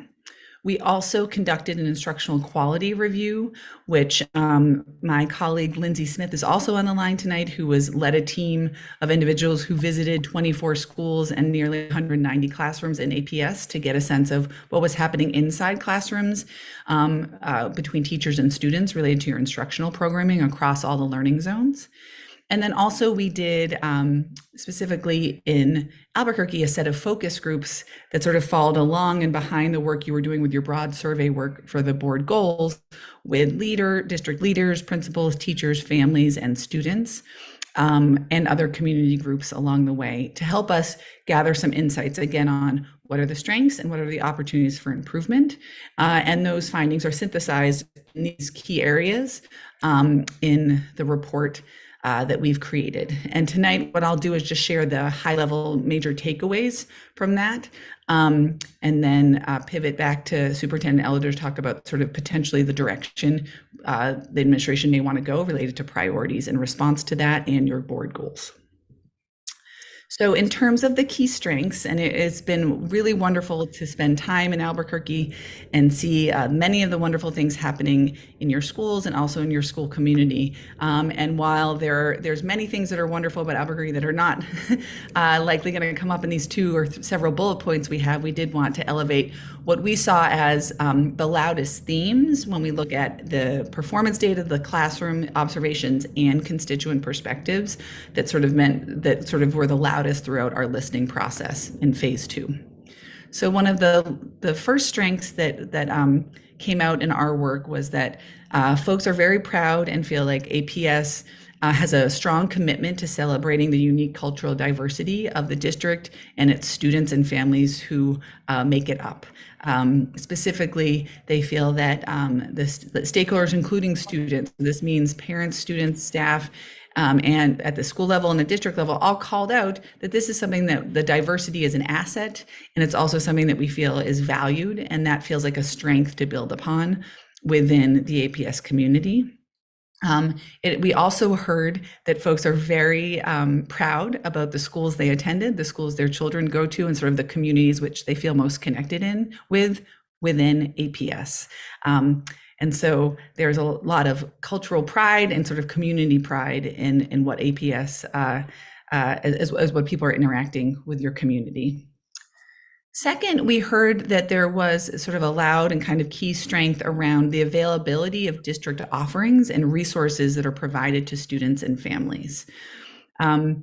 First being that both folks were kind of very happy about the amount of extracurricular programs that are available to students.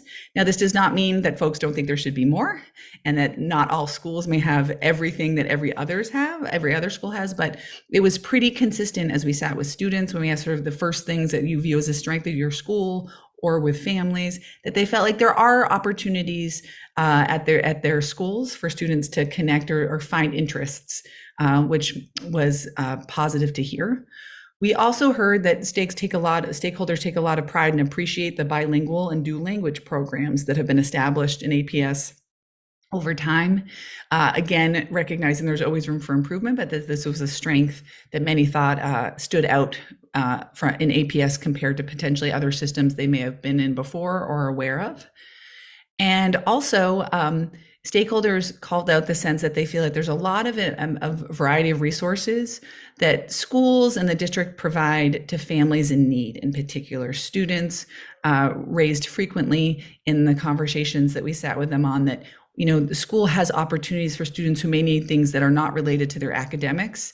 It may be about problems at home, or if they're needing other needs met related to sort of their personal and physical safety or mental health needs, that schools are there and that there's resources that are available in a way that felt notable among them, especially also for families, not just students, but families. So these were just two of the loudest themes that came up as we thought about, as we reviewed those sets of data. Now I'll pivot to some of the challenges that we heard. The first being primarily rooted in the academic data that we reviewed, that there's inequities in student outcomes within and across zones, and that there's lots of variation within that. But fundamentally, one from the data that we looked at, looking at the state testing data, 1 out of every 4 APS students are achieving mastery in math, and then on average in total, and 1 out of every 3 are achieving mastery in ELA. So there's sort of a baseline need for additional improvement in those areas, but then also as you dig in another level around issues of outcomes across student groups, we did note that there are significant inequities in those areas, with white students typically outperforming their peers of color on a variety of degrees across different outcomes, but consistently outperforming in things like math and ELA outcomes, graduation outcomes, lower dropout rates, etc. And then, as noted, we did also see some considerable variation in math and ELA, not just across zones, but within them. So there are pockets of excellence, of course, happening in classrooms and zones and schools across the district, but there is a lot of variation that we identified in the data, which then therefore leads to sort of a lack of overall positive outcomes for the system as a whole, related to academics, outcomes on state tests. Excuse me. Second, another finding that we heard that was that there was sort of a lack of coherent vision at the district level, but sort of where we're going and how we're going to get there, and a consistent follow through to implement that work. And so there was senses from multiple stakeholders that it would be helpful to have more clarity in where we're going, and also increased accountability from upper levels, even down to students, to make sure everyone is sort of being held to doing their best on behalf of everyone and themselves in the school system. Next, based upon those classroom observations that we were so fortunate to get to go in and see, as you may could note from the academic outcomes, we saw when we visited classrooms a lack of instructional rigor and often more inconsistent academic expectations across schools and classrooms. So ultimately, there was sort of an inconsistent experience we observed as we visited those classrooms. And on the whole, more often than not, students were not being provided with grade level content to wrestle with in those classrooms. So we saw things, as you can see here, that only students were only provided with opportunities to respond to grade level tasks. So making sure that they're doing the type of work that would ensure that they're mastering standards expected at, let's say, a 4th grade or a 6th grade or an 8th grade or 10th grade level, in only 38% of the observations. And also we saw in certain situations too that, that students in particular raised that they actually want to have that rigor and sort of that push in the classroom as well, beyond just what we observed in the classroom. When we asked them sort of what would ways to improve your classroom experience, more often than not, they raised that they would like to kind of have a more rigorous experience in terms of how they are pushed or their classmates, and also engaged more so in their classrooms. And also there was noted kind of loud theme around stakeholders thinking that there was some inconsistencies in what's happening across schools around curriculum that may lead to some challenges as students may move across the district, or to ensure that everyone is getting the same access to the rigorous content that they may and instruction that they need to master those state standards.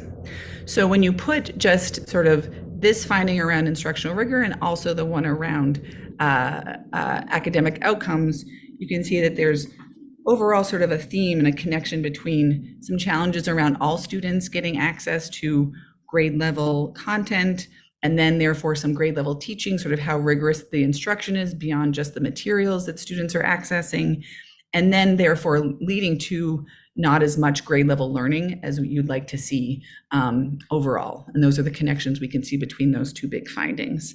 And also, I think to note here that when you think about all those pieces coming together, there was also within the data a high level of chronic absenteeism, which we identified for about 40% of students overall have been noted as chronically absent this past school year.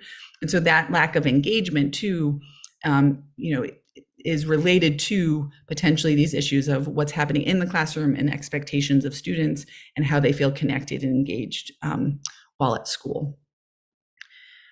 And lastly, there was just some challenges raised around consistent coordination of communications and supports to schools within such a large school system. So teachers and families did raise that there's challenges sometimes with consistent and coordinated communications from the district down to schools or within schools or across zones, that sometimes people get the information but maybe not at the same time, and is it as clear or is it as accessible as everyone would like, specifically families in particular, to think about how do you increase opportunities for all families to engage and receive communications in a way that is familiar to them, and also related to language barrier accesses, to make sure that those things improve moving forward.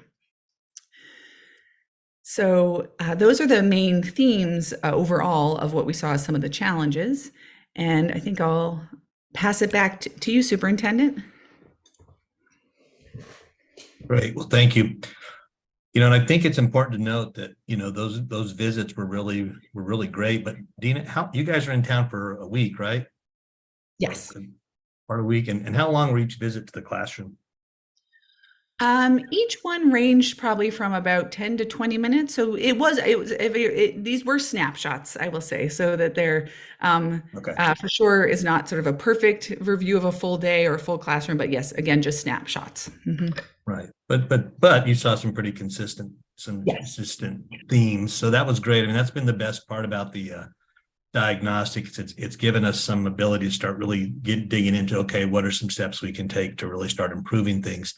And of course, you guys have established your goals, and I'm not going to read them to you because I think you guys know them very well. But we did want to say that the work that we've been doing really begin to dig in once you established these 4 goals and got clear on what we're supposed to do. And attuned really cracked the whip, I will say, since then. And we've been doing quite a bit of work around these goals. After we reviewed the diagnostic, at that point, we began to identify draft strategic priorities. And these priorities are going to help focus our initiatives, the work we begin to work towards in the next 5 years. So the priorities we've shared with you before, but I'll just review them quickly. One is clear expectations. And I think you heard that, but the need to mobilize staff around a clear plan and creating a culture of high expectations and accountability to achieve student success. Looking at rigorous instruction. And again, you heard the concept of trying to create a way to support our leaders and our teachers so that we have a rigorous, culturally sustaining grade level instruction across the district, and consistently using those high quality instructional materials that has the ability to respond to students' progress. And then again, from the kids, the concept of an engaged student, really trying to create safe schools and classrooms that keep students engaged in their learning, making sure they have access to the academics that they need, the social emotional learning and the support that they're looking for, and of course, extracurricular activities that meet individual needs. And then finally, the concept of responsive and coordinated systems, making sure that once we get these established, we have goals established, then how do we begin to align all our systems to make sure that they're supporting this work? And that's a really important priority, to make sure that we have infrastructure built that makes sure we can do these initiatives.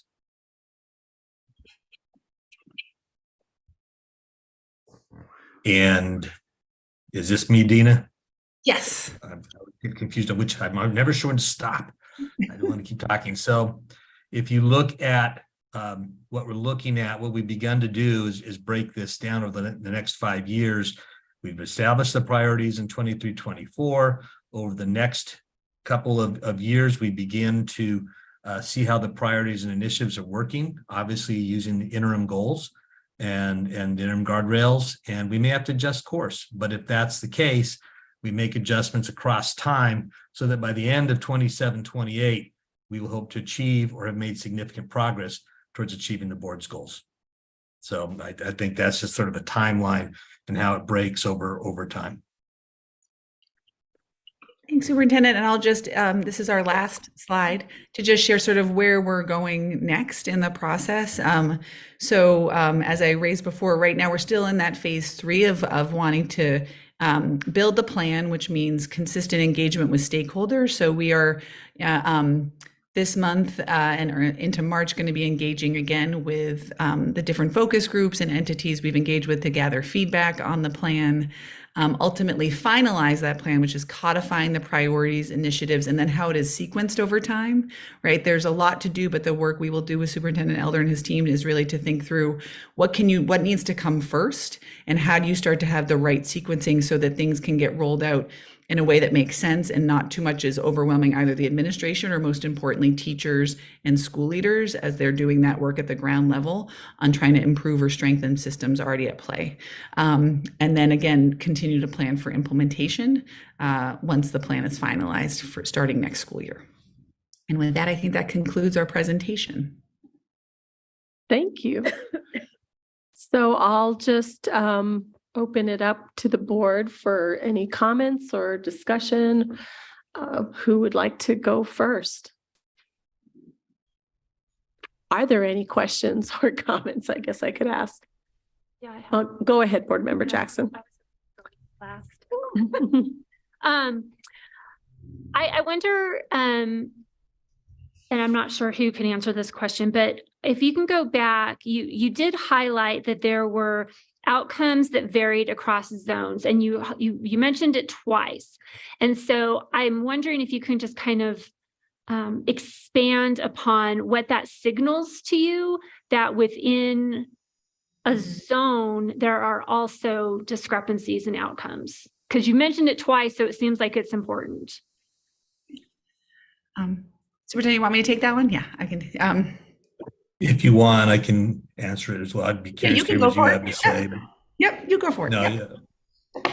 Well, you can jump in. I think there's two things, Board Member Jackson, to that. One is that I think we like to sort of think of our zones as very homogeneous, but they really aren't. There's variations even across zones in terms of economic situations, family stability, a lot of the things that we know that impact student learning. So there's that. And then I say again, it kind of goes back to the initiative we've had around the principal leadership, the ability to really give our principals some tools so that they can have these sort of conversations with staffs around key areas for improvement.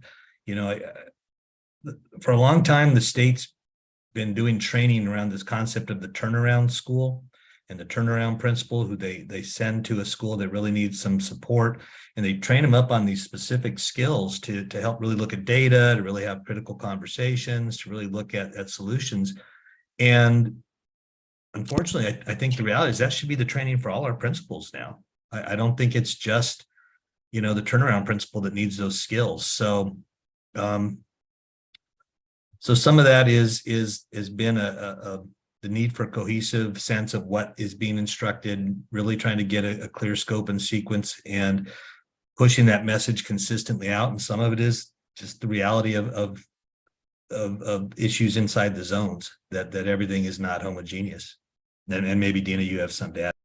No, I think the only thing I would build upon is that exactly those things, and that related to when you think about principals, when we look at a large district, like some folks would say, we may think that, oh, well, this region versus that, things are very, you know, outcomes are one way versus another. And I think in highlighting the variation within and across zones is to show that there's similar challenges across the district too right now around providing a consistent experience to students, and that there's likely potentially opportunities to learn from that and think about how best to support how you can provide more consistent experiences for all students, regardless of where they're sitting.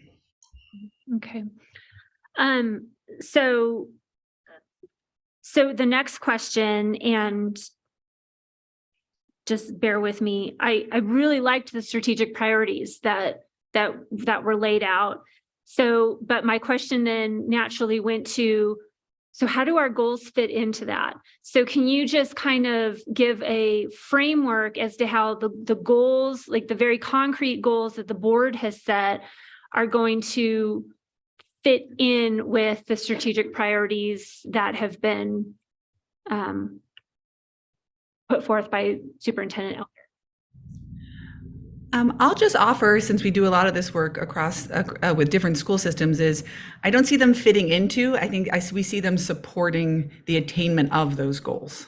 So it's not about sort of retrofitting it backwards. That is why we waited to sort of see what goals you all set, so that we could reflect with the central team on where the board has set these goals. How do you think you can get there, especially in light of what we've identified as some of your core challenges and also strengths, so that the priorities really are meant to be in service of the goals and help organize the administration's efforts. Okay, thank you. Because I was thinking like I'm thinking of an outline. Where does it go underneath? And I couldn't see it, but it sounds more like there's two parallel processes that are going on, each in support of each other. No, maybe you looked up. I don't know if they're parallel. I think they're very much aligned. Right now, the planning process may feel a little bit parallel because of the timeline that you all were hoping to get all of these things together. But ultimately, when you look forward, the work that under the priorities, and Superintendent, I'll let you take over in a minute, but I think is to year in, year out should be the hard work that the administration and your schools and your educators are taking to help attain those goals. So I see them kind of working towards, not alongside. Board Member Jackson, all I would say that is like, the only concern I would have with using the word parallel is they never touch. And I do think these have to be intertwined. Nice. Okay. I like it. Occasionally I can do a metaphor, right? So good. I'm apparently terrible at metaphors, so I'm happy to see that. Sorry, my eyes are kind of going. Oh, and just one more time, I'm looking at page 7 of our packet, but it's specifically that's discussing the curriculum and instruction.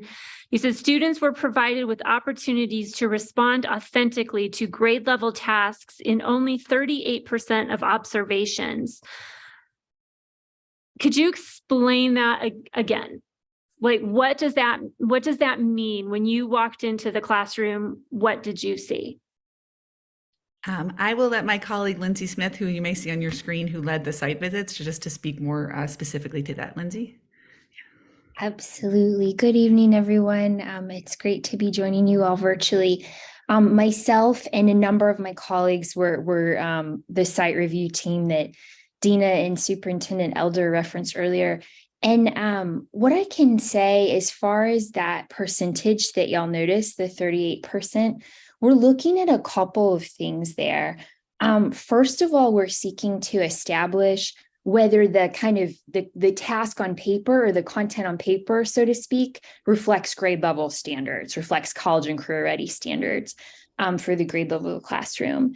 And then from there, we're seeking to assess to what extent is teachers' like facilitation of students' engagement with that content, upholding that intended level of rigor, intended level of challenge, assuming that content is grade level. And then last of all, we're then seeking to assess, and with what success, to what degree are students then engaging in writing, speaking, reading, about solving math, about that appropriately challenging content and engaging content.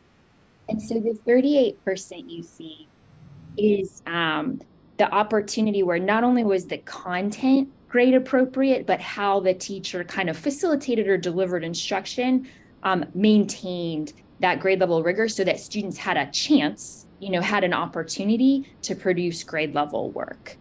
And the specific kind of more detailed look fors that we assess in each are a little bit different by, is it math or ELA, you know, depending on the grade level and whatnot. But broadly speaking, that's what we're seeking to determine. You know, did students have an opportunity to do a grade level task during that period of time that we were in the classroom, 20 minutes or so, as Tina mentioned. Okay. So by my skills of deduction, does that mean that 62% of the time were our kids receiving below grade level instruction? Yes, ma'am. The short answer is yes. And in some instance, in what we observed, of course, which as Superintendent Elder rightly pointed out, was a moment in time, right? So in the moments that we observed.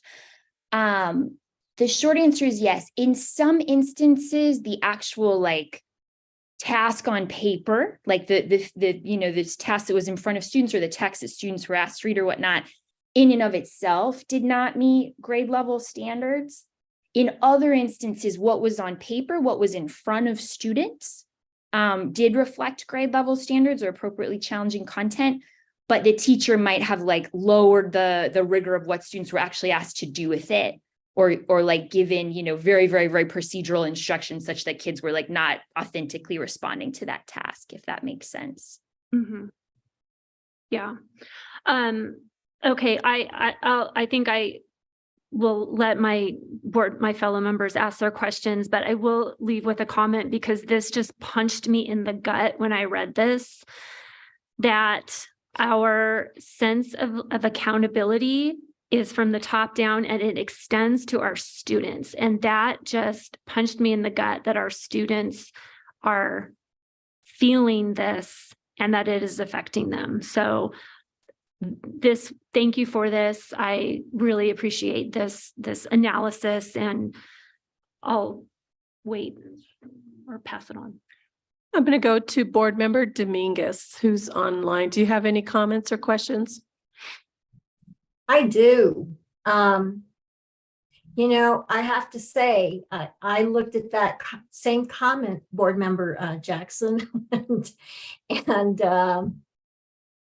it took me back to September when I had, you know, we were raising a mirror to ourselves, right? And it starts with us, and you know, we're going to make a difference, and I think we're engaged in that now. But when I say it starts with us, it starts with the board. I'd like to go back to, if I may call you Dina, Ms. Hasiotis. That's fine. Could you explain, let's see, I have to decipher my chicken scratch. You made the comment, consistent experiences regardless of where students are sitting across, I think we were talking about zones, right? And I just wonder how you take demographics into account with that comment. Well, I think I can answer that just by, I think, looking at the academic outcomes that we analyzed at its core show that you do have discrepancies across different racial backgrounds in the district within and across zones, right? And so there are variations there. I will note, and I think, you know, this type of inconsistency and variation is not unique to APS. We support school systems around the nation in this, especially supporting majority low-income students across the country. And therefore, like, these are challenges that exist, and inconsistencies in experience and outcomes is the biggest challenge of our time as educators, and what we hope to aspire to diminish. So I think from our perspectives, the greatest sort of variation we saw was through that academic results in particular, that you can see the variation in those outcomes. So, I mean, that gets to my next question. A lot of the graphs are general information, which we already knew, right? And so on page 21 of your report, And I don't have, I'm afraid to navigate too many things here at once, given my limited abilities at the moment. But on page 21, it would be helpful if we could disaggregate this graph. Because it seems that it would be important to disaggregate. I'm trying to get to the. Do you mean by the students with disabilities? Yes. Okay, that just. By type of disability in particular? Especially because, I mean, I have friends, so I come to this 30 years experience as a teacher. And I have friends who are PTs, OTs, who deal with some of these children. And yeah, you know, to lump everybody in to this number, I just want to comment that it's a disservice. It would be more helpful if we could disaggregate that 5% and that 8%. Who are we talking about here, right? And the subgroups that make up those numbers, because I think it matters. And I think the same could be said. I've got the same question for page 24.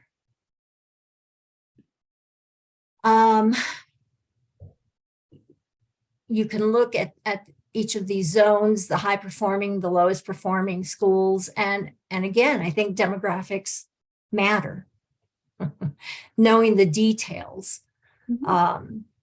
Because in the end, I think it's going to impact it would help the strategic plan be more effective. And then on page 25, what are the reasons for dropout rates?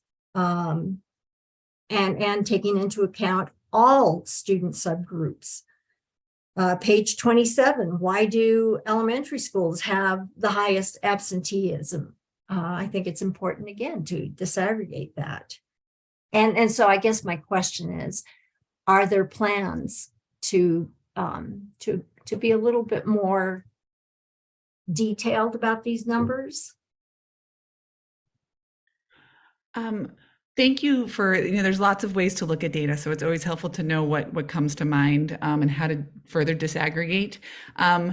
I think, I know Superintendent Elder, your team has a lot of great data capacity and work. And I think as part of this effort, especially when I think about the goals you all are outlining as a board and the work around interim goals and guardrails too, the importance of disaggregation and one, knowing where you're going, but also thinking about specific strategies is one that we definitely can take back to the steering committee and think about where it makes the most sense as we're trying to identify the right types of actions to take to support certain sets of students or make progress towards your goals, for sure. And so it's a good push and thought around where we could dig in further here.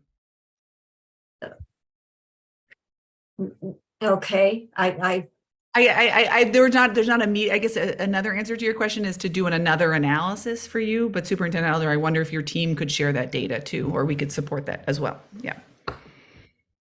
Yeah, I'm not sure how deep we can dig into when you started talking about specific disabilities. But I will look into it and see what is possible. And then one final comment, as you were going through, and I guess I'm making this comment for after listening to Board Member Jackson and people who may not understand what it means to be evaluated, what it means to be evaluated in 10 to 20 minutes. So there are lots of students out there who would, I think, say that I was pretty tough and I definitely had high standards, but on any given Monday or Friday, you might come into my classroom and I probably fall into that category of subpar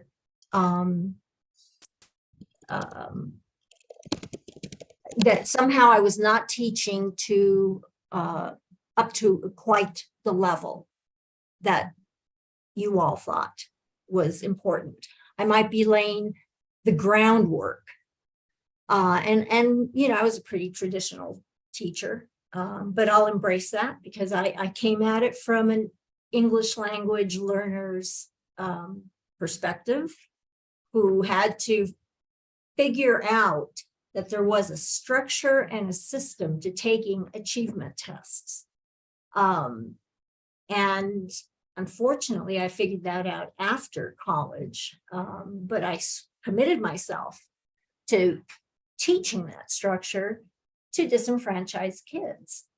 But I want to warn whoever is watching that and like you said, in 10 to 20 minutes, it's hard to really do justice to an evaluation of what is happening.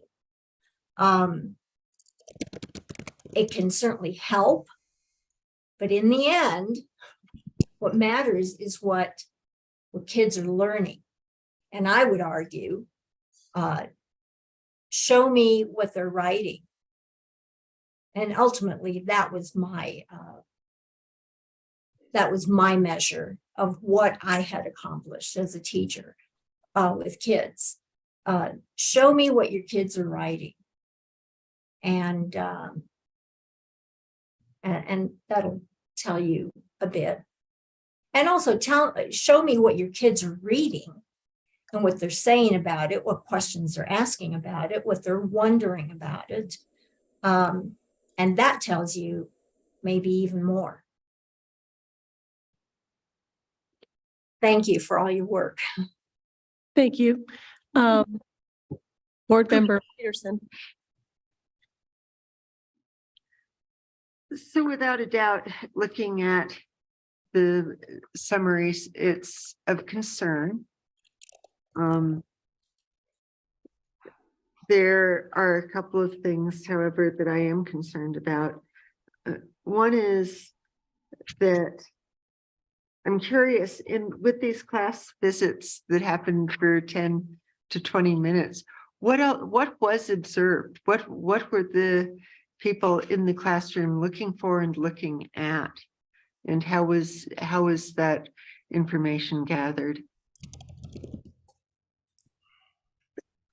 Dina, Lindsay, do you want to share? Yeah. Yes, ma'am, for sure. Yes, thank you for the question.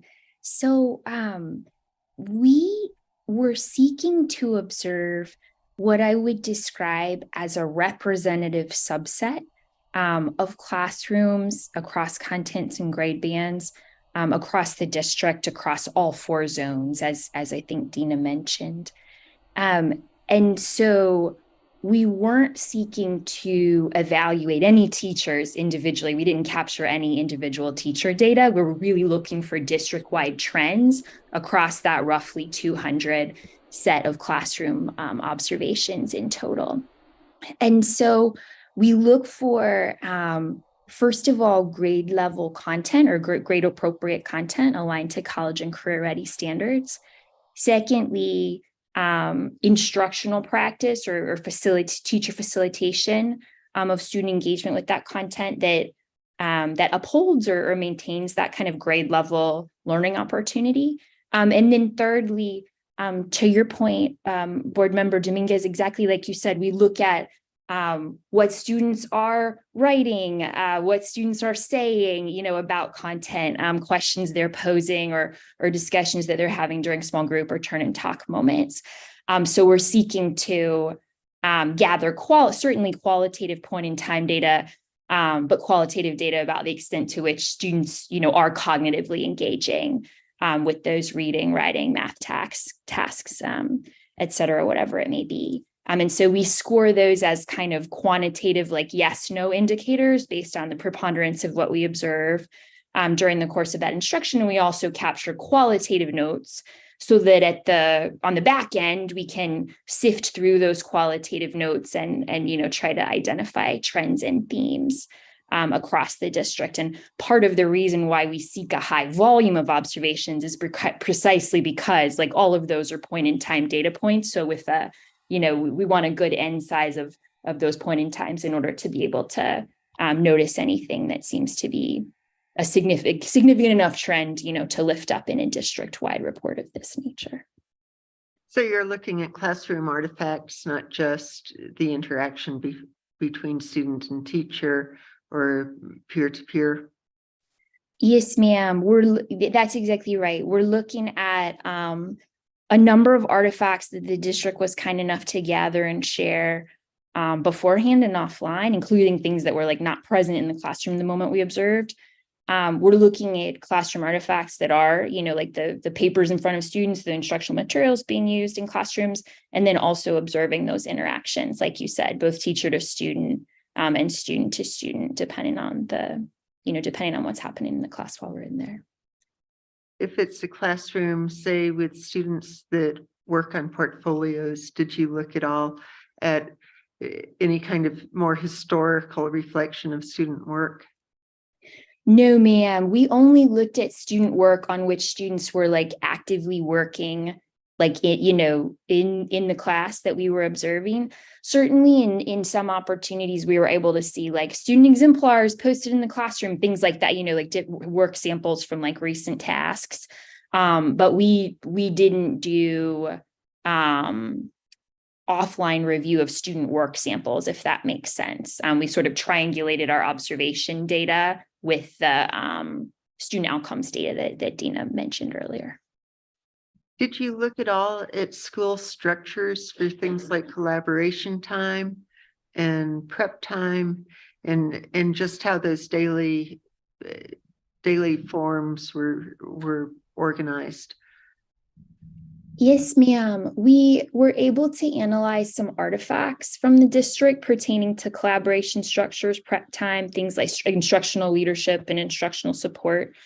And then we also were, in many cases, able to hear from folks about those structures in interviews and in some of the focus groups and in the survey that we administered. We did not observe non-classroom we didn't observe, for example, like a teacher's like collaborative planning time or like a coaching meeting between a teacher and a coach. So we didn't, our observations were only like of classroom instruction and of, just kind of incidentally of whole school culture moments.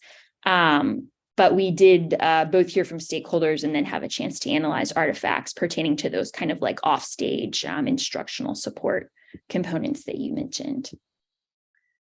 If I could just add too, real quick, I think related to your question is in our conversations with teachers, there was a desire for, stronger support structures, be it from the district to help them gather some professional development that is to help them, but also recognizing sometimes their feedback structures on campuses and opportunities to collaborate on campuses and across is something that teachers were interested in having stronger support systems around in particular too. So there's a connection between all these data points around how do you like tighten systems of support and planning to then better support students in particular too. But we did hear that from teachers too, that some teachers have those strong structures in campuses and others were wanting more.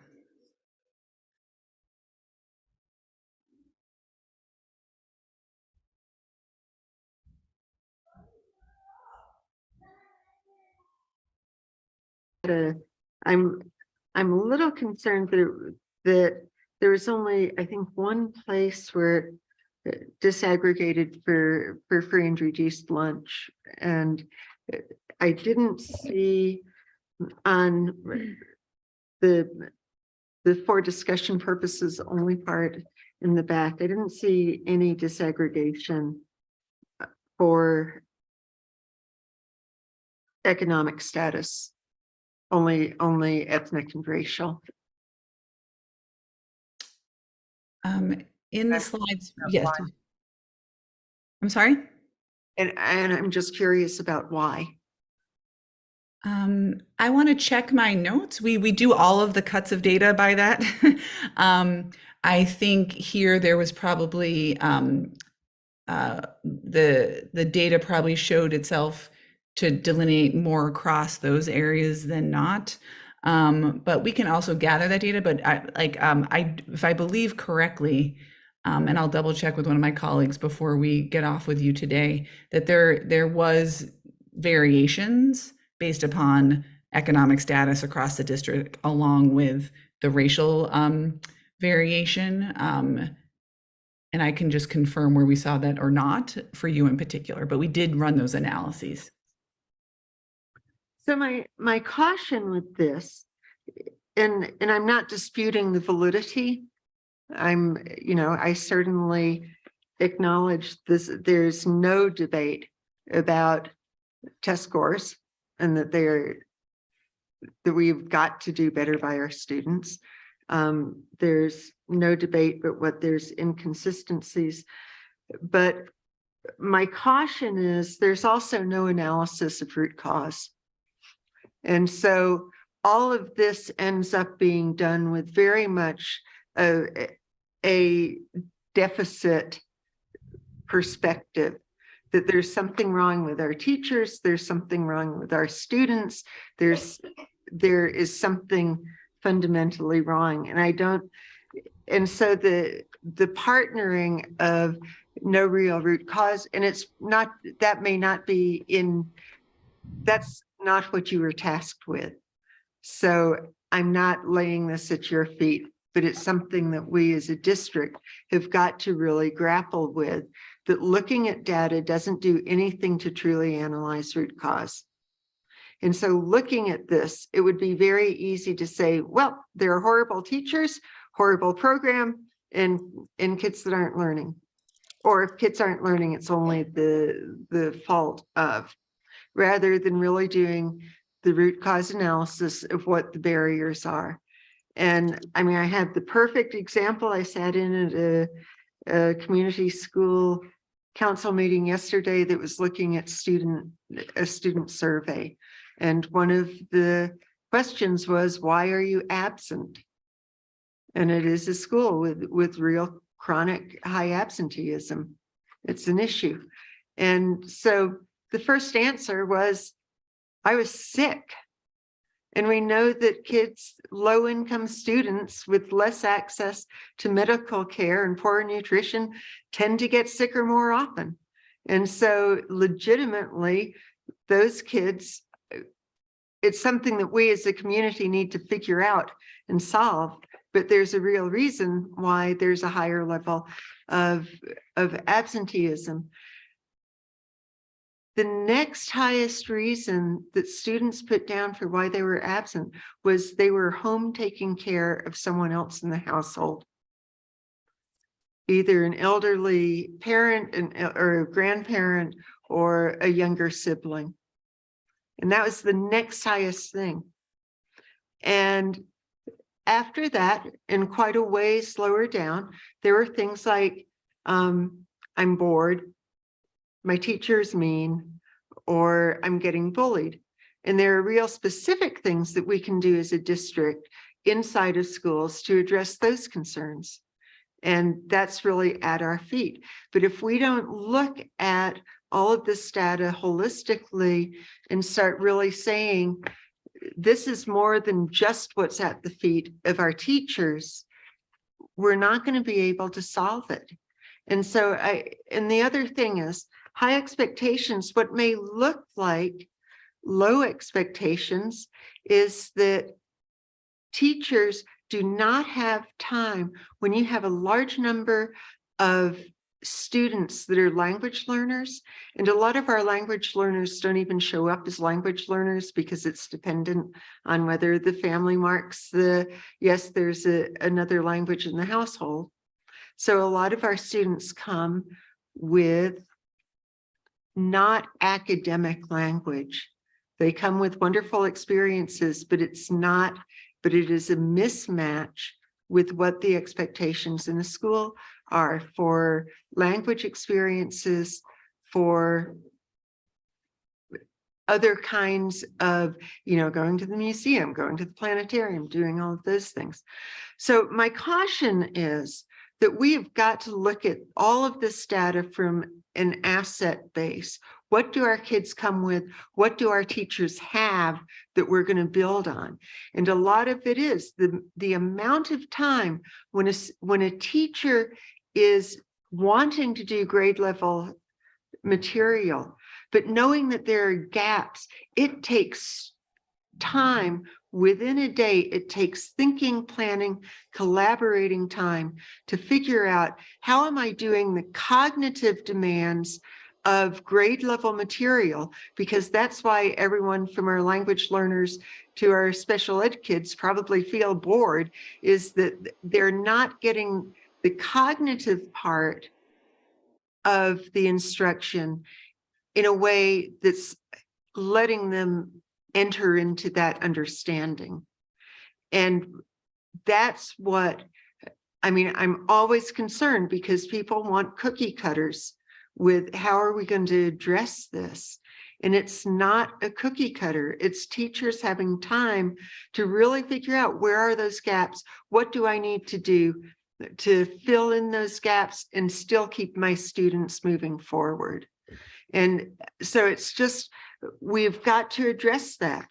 We've got to address what's different about Spanish language instruction from English language. It is not cookie cutter. It is not simply translating. It is fundamentally different with the way Spanish language learners learn Spanish literacy, or how anyone learns Spanish literacy. It is different. And we have got to build on the experience and strengths of our teachers, along with the assets of students, to get them where they need to be. And it's not going to be cookie cutter, and it's not going to be simple. Thank you. Board Member Gonzalez. Yeah, I just have one question and one comment, but my question, I think, is for Superintendent Elder and Dr. Segura. And it's just, were there any surprises for you in this data? Yeah, Board Member Gonzalez, I think there were. I think some of the percentages that popped out at us were surprising, around the use of materials and the grade level content. And again, we recognize snapshot, and I specifically, my experience is mostly middle school, 6 through 12. So I was kind of curious about those data points. I would say the overall themes were not terribly surprising that came back, but what's been good with the having the data to at least begin the conversation about how do you begin initiatives and where do we start. And so with these priorities that we've developed, and now we're trying to sort of align those across the next 5 years and push initiatives across 5 years. That's, I don't know if it's surprising, but it was helpful. And like I said, there were some things that made you kind of go, oof. What I thought was interesting, honestly, was when the kids said, give us harder work, give us, a little bit higher. We'd like to do that. That kind of caught our attention. And it was nice to hear, because, a lot of that, I think, is somewhat related to the pandemic, in that we're very concerned about overstressing kids, and they're aware of it. They're very articulate. They'll talk to you about it. And so it's interesting to hear some of them at least say, we can handle it. Let's move on.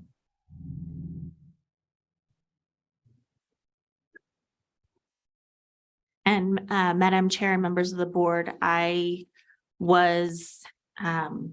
took this in as, okay, here's our baseline. We have a lot of work to do.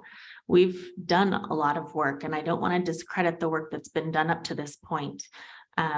We've come back from a pandemic, and that has come with its own challenges. And I think in hearing students say, we want higher expectations, we're bored, we need more rigor, we want to be engaged, that is ringing in my ears right now. And so I think in looking at that, we have taken that approach because we're, as educators, we're nurturers. And when our students come out of this pandemic situation, we want to coddle them and support them. And I want to challenge us to think now more than ever, we need to raise that bar. I have 2 teenagers in school right now, and they share some of these sentiments, and not just right now in APS, it's been through their other schooling experiences as well, where they would bring work home. And if we look at task predicts performance, I struggled with some of this stuff. And so I think this emphasizes the need for our district to really re-engage and create visions of excellence for math and ELA to make sure that we are investing in high quality instructional materials in every single classroom. That is one equalizer that we can do. As well, couple that with high quality professional learning. And so we have been working on these things. We have everything we need to achieve the goals in front of us. I think we just need to all, like board member Josefina mentioned, it's really lifting up the mirror to ourselves and saying it starts with us. And so what can we do as a district in looking at this data to inform our decision-making? These priorities that have been identified were informed by the goals that you all established, were informed by the diagnostic. And when I say we have a lot of work to do, it's exciting work. Like, this is doing good things for our kids and for our teachers. I don't want to hear teachers saying they have to look on the internet for resources. Our teachers shouldn't have to do that. We have high quality instructional materials that have been adopted.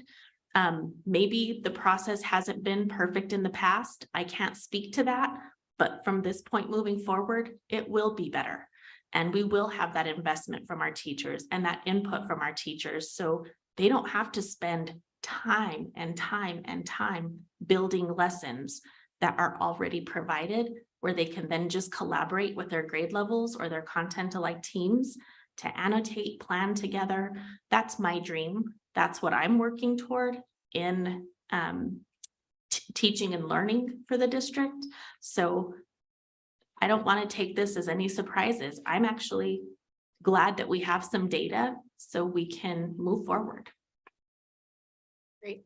Thank you. And I wanted to thank you and the Attuned team for this work, particularly in the instructional quality review. And I do think we could all, I agree with you, we could all sit up here and interrogate the data or interrogate the process or interrogate the findings or request further information. But at the end of the day, I think no matter how we slice or dice it, we're failing our kids.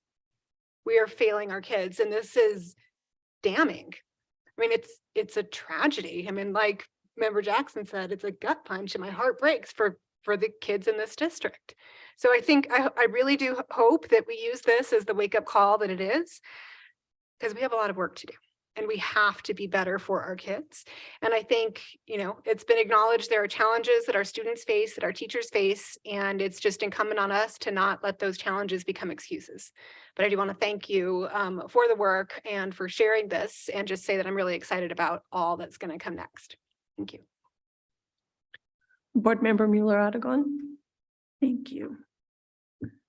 So just to kind of go back to some of the things that board members have already spoken to, when it comes to the why, or when it comes to the root causes, that's not what you were supposed to do. So would you say, Dr. Segura or Superintendent Elder, that analysis is in the district's hands?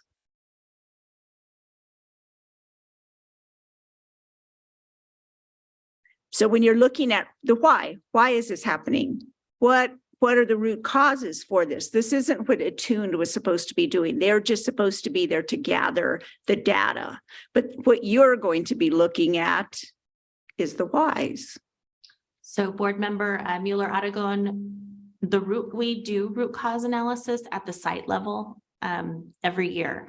With our schools, they conduct 90-day dash plans where they are looking specifically at tier 1 instruction, school culture, leadership, very clear focus areas. And so that does take place at the school site level.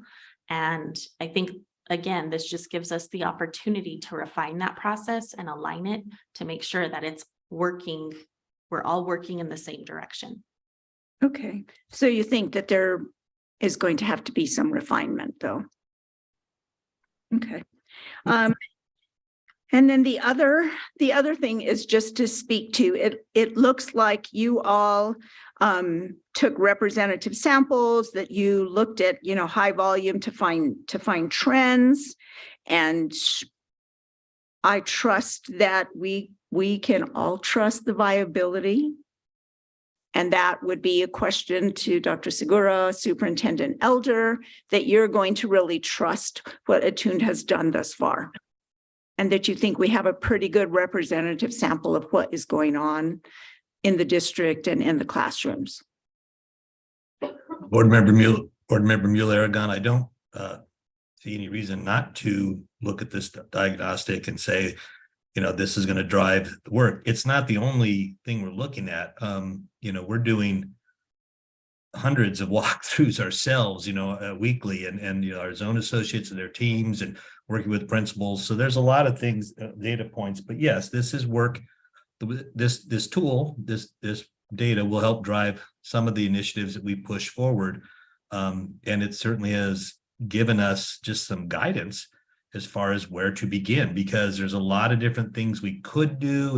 And I think one of the things you probably are very much aware of, Board Member Mueller-Aragon, is sometimes we overload. We try to do too much. We try to do it too fast, and then we get frustrated and we switch and do something else. And you know, that's sort of been things we've done in the past. I think this will give us the guidance over the next 5 years. Here's the plan. Yes, we may make adjustments, but this will help establish what we're going to try to do over the next 5 years, and to meet the goals that you guys are establishing. I do hope so. I think often we just do too many things, and then we don't know what really isn't working or what really is working. So I'm hopeful that this will give us a real focus. And just because I feel a lot like Member Jackson and Member Gonzalez, that our kids are wanting rigor. They want it. They're asking for it. And they know they can do it.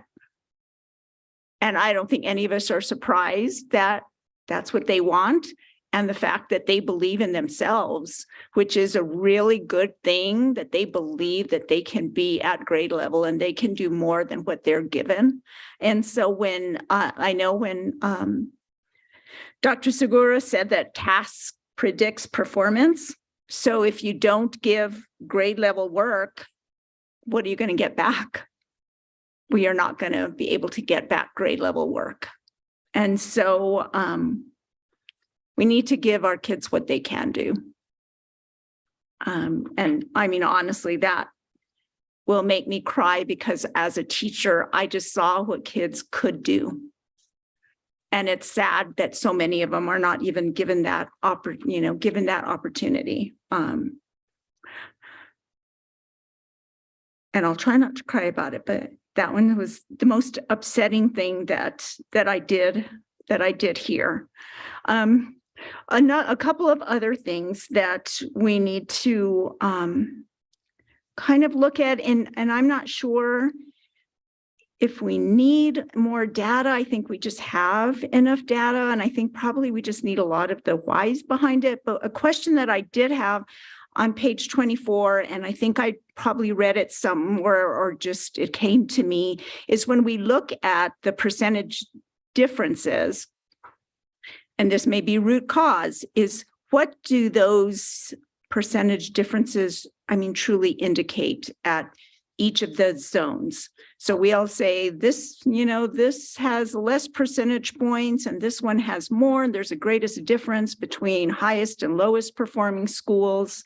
And so, I mean, I would like to really know what those point differences really indicate. They're numbers, but are they really telling us about proficiencies because they sometimes question if that is what those would really indicate. And then another question that I have is somewhat, and this would probably go to Dr. Segura or Superintendent Elder, we have the more participation, AP participation rate, but then we only have 50% that have passing scores. So we increased the participation rate, but that didn't help to increase the passing rate. So that might be another why, probably, because if we're just increasing participation, but not the pass rate, well, how is that really helping our kids anyhow?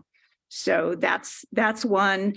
And I don't know if this is information that you have or not at, when it comes to college-bound students, do you have the information on, there are certain zones, obviously, that have higher percentages when it comes to college-bound? Do you know the percentage of parents in those zones that attended college? That might be interesting to know.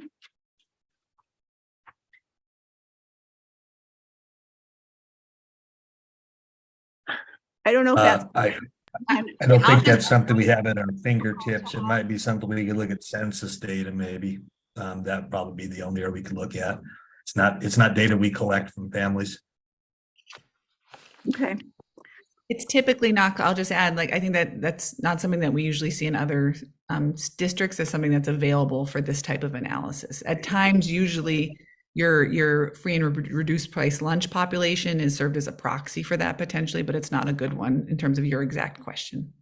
Okay. I mean, I know it's in the census, but that's hard. I would assume we can dig down to the zones maybe with that data. I don't know if we do or not, but one thing that I thought was good, because I always like to shout out, good news is when I was looking at the on-time graduation rates on page 15, and we had 70 on-time, white 84, Hispanic 73, and Black were also at 73. So I thought that was, was a good thing for our kids, showing that we can all do it.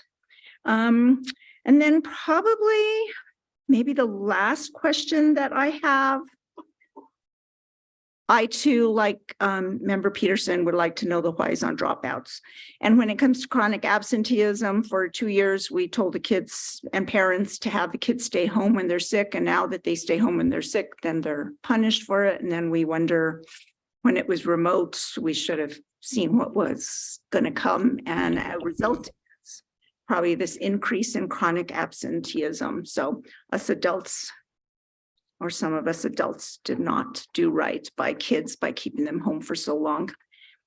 And then I just want to ask this question to Attuned, is when you broke all this data up and you broke it up by zones, yet each of us represent districts, and my district and the zone, they don't exactly, look the same. So I was just wondering why it was broken up, since we do represent districts, why it was broken up that way. And then when we also, my strategic plan representative, that's part of the advisory group, knows my community because, she happens to live there. And so I'm just wondering, what input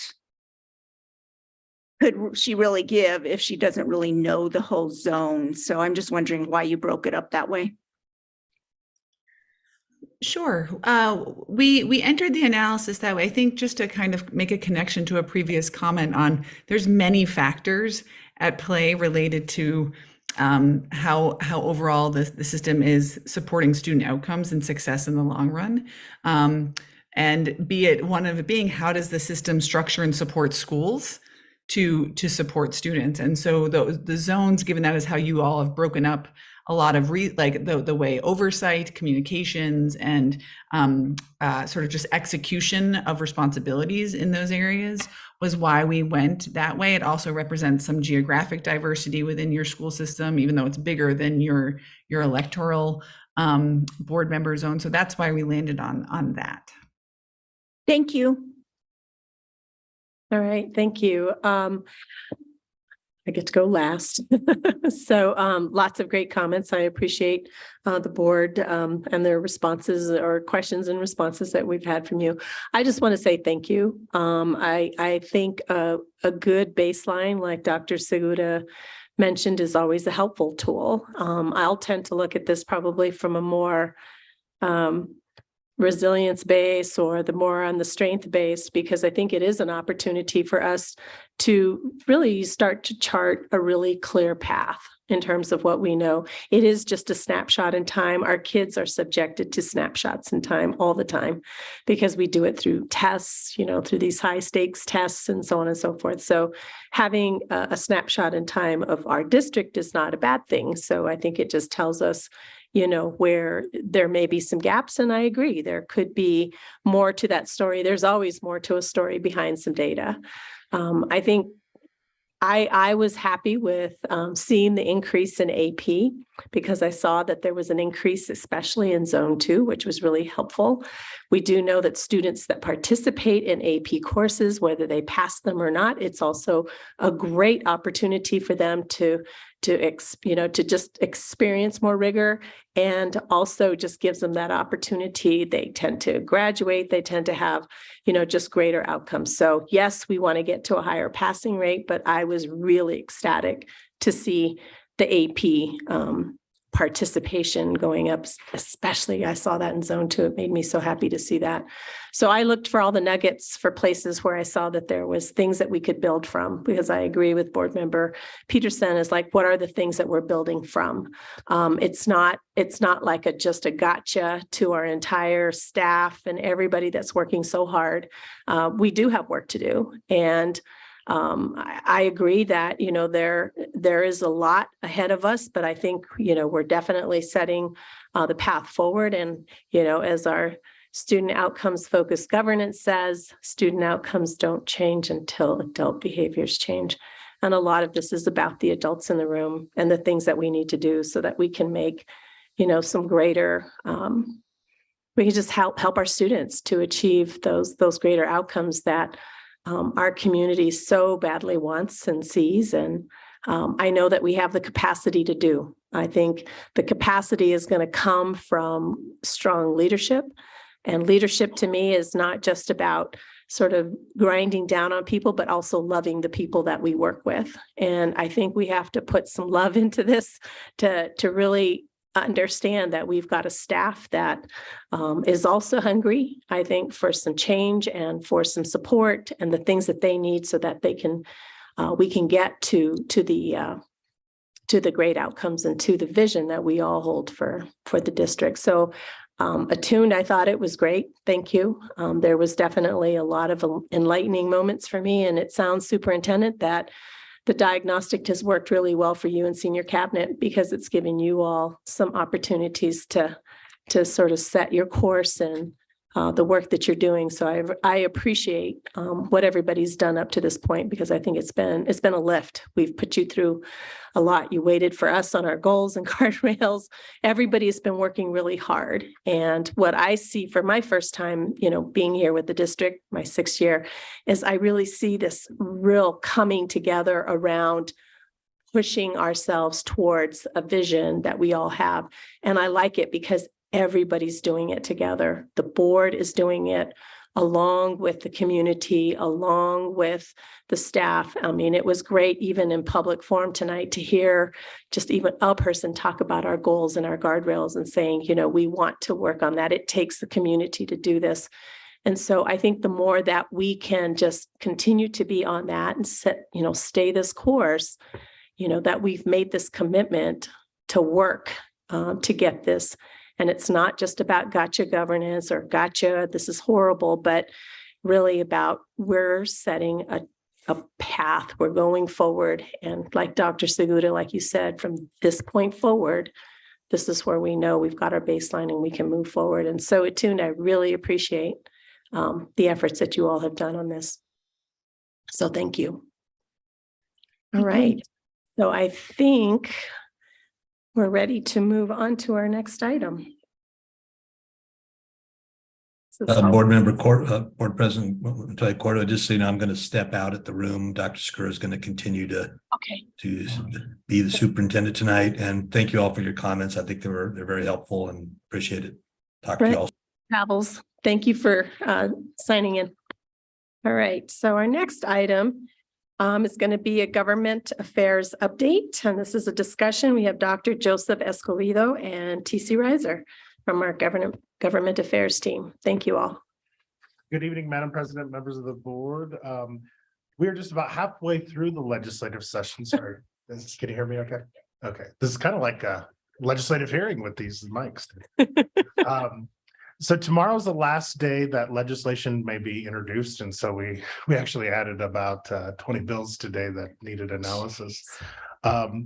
The session ends on Saturday, March 18th at noon. So again, about halfway through. There have been about 900 bills introduced so far this session.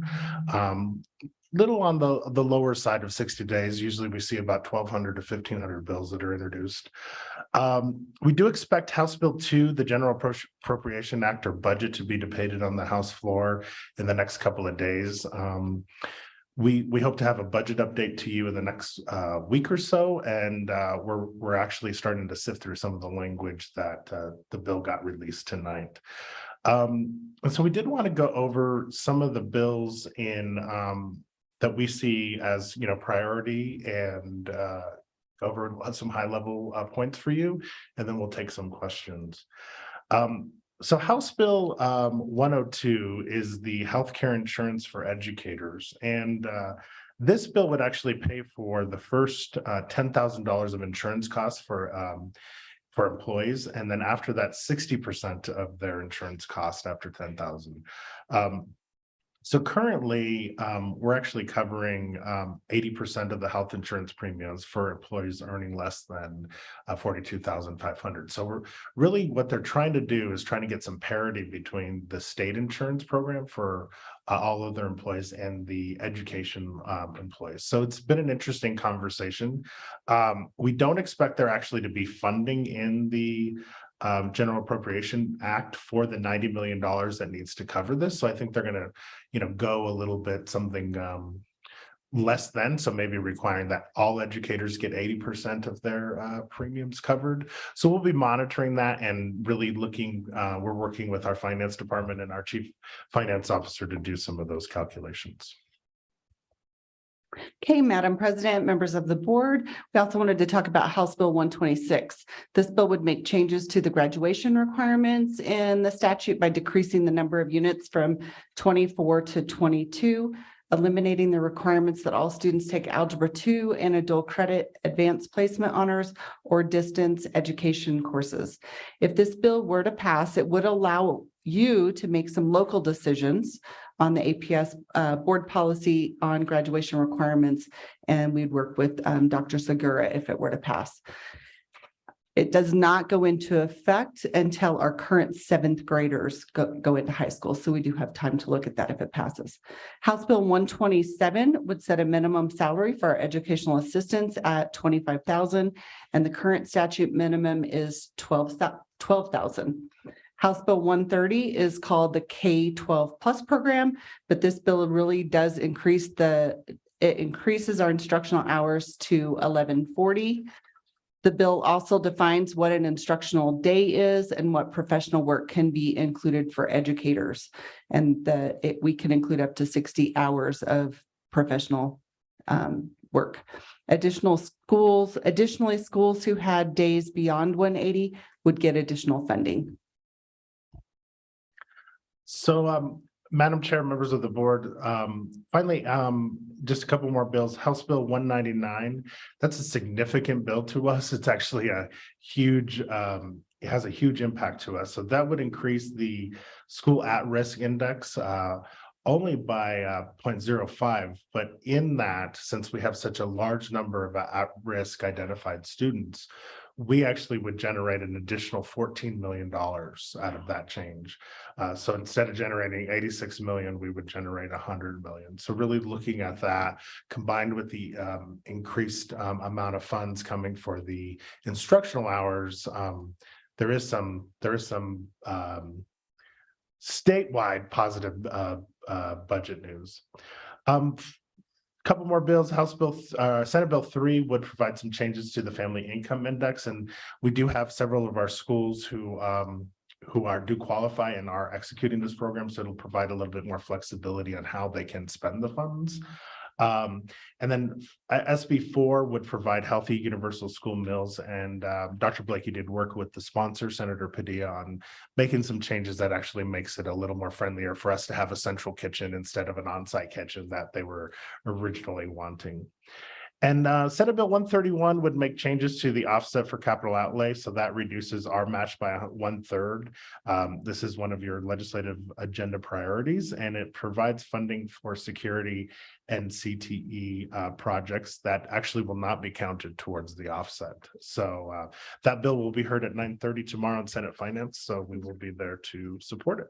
So, Madam President, we do stand for questions and can look up any bill and from our tracker or any other bill you have a question about, we can let you know when we.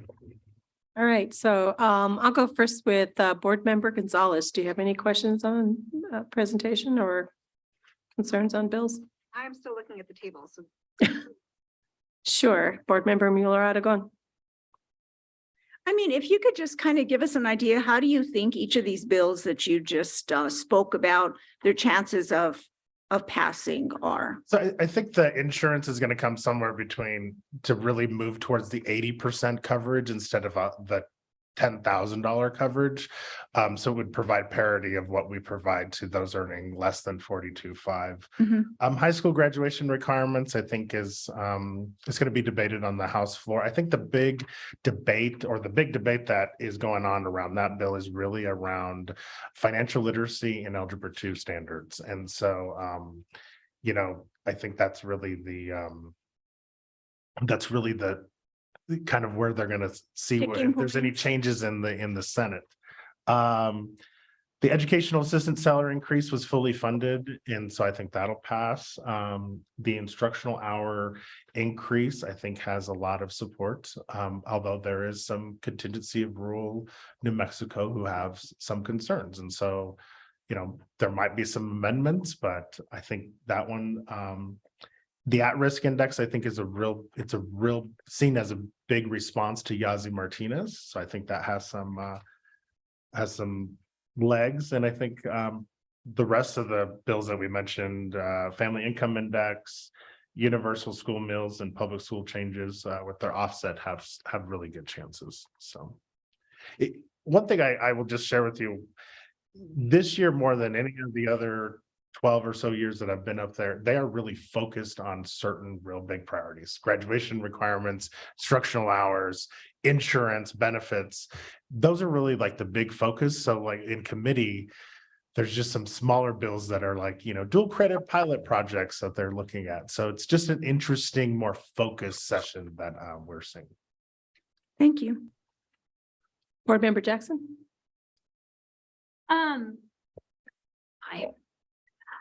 So I guess to get into specifics, if we could, I'm House Bill 126, the school graduation requirements. I see that the analysis is that APS administration supports this bill because it gives local control. But the bill is about lowering graduation requirements. And so I guess and when we had this discussion, when you guys first came to us before the legislature started, I remember us saying, I don't think that's what we want. So at least I said that. I shouldn't speak for everyone. I said, I do not want to lower the requirements, and I don't understand why we are lowering requirements. So I guess I would like some clarification. When this was decided that APS is this an administration decision to support the bill? Because I don't think it was a board level decision to support the bill. Correct. And so, Madam President and Board Member Jackson, so the process that we use is, as the bills come in, we send out to the cabinet members who are the experts in the field they make an administrative recommendation as to support if it's not part of the legislative agenda. So the offset bill specifically was passed by the board as one of your priorities. And so we're glad to work on and improve that process in the future. It's just how we've managed for the past years that I've been involved. Okay, so thank you. That explains some things. The next question I had was about the HB 130, the K-12 plus program.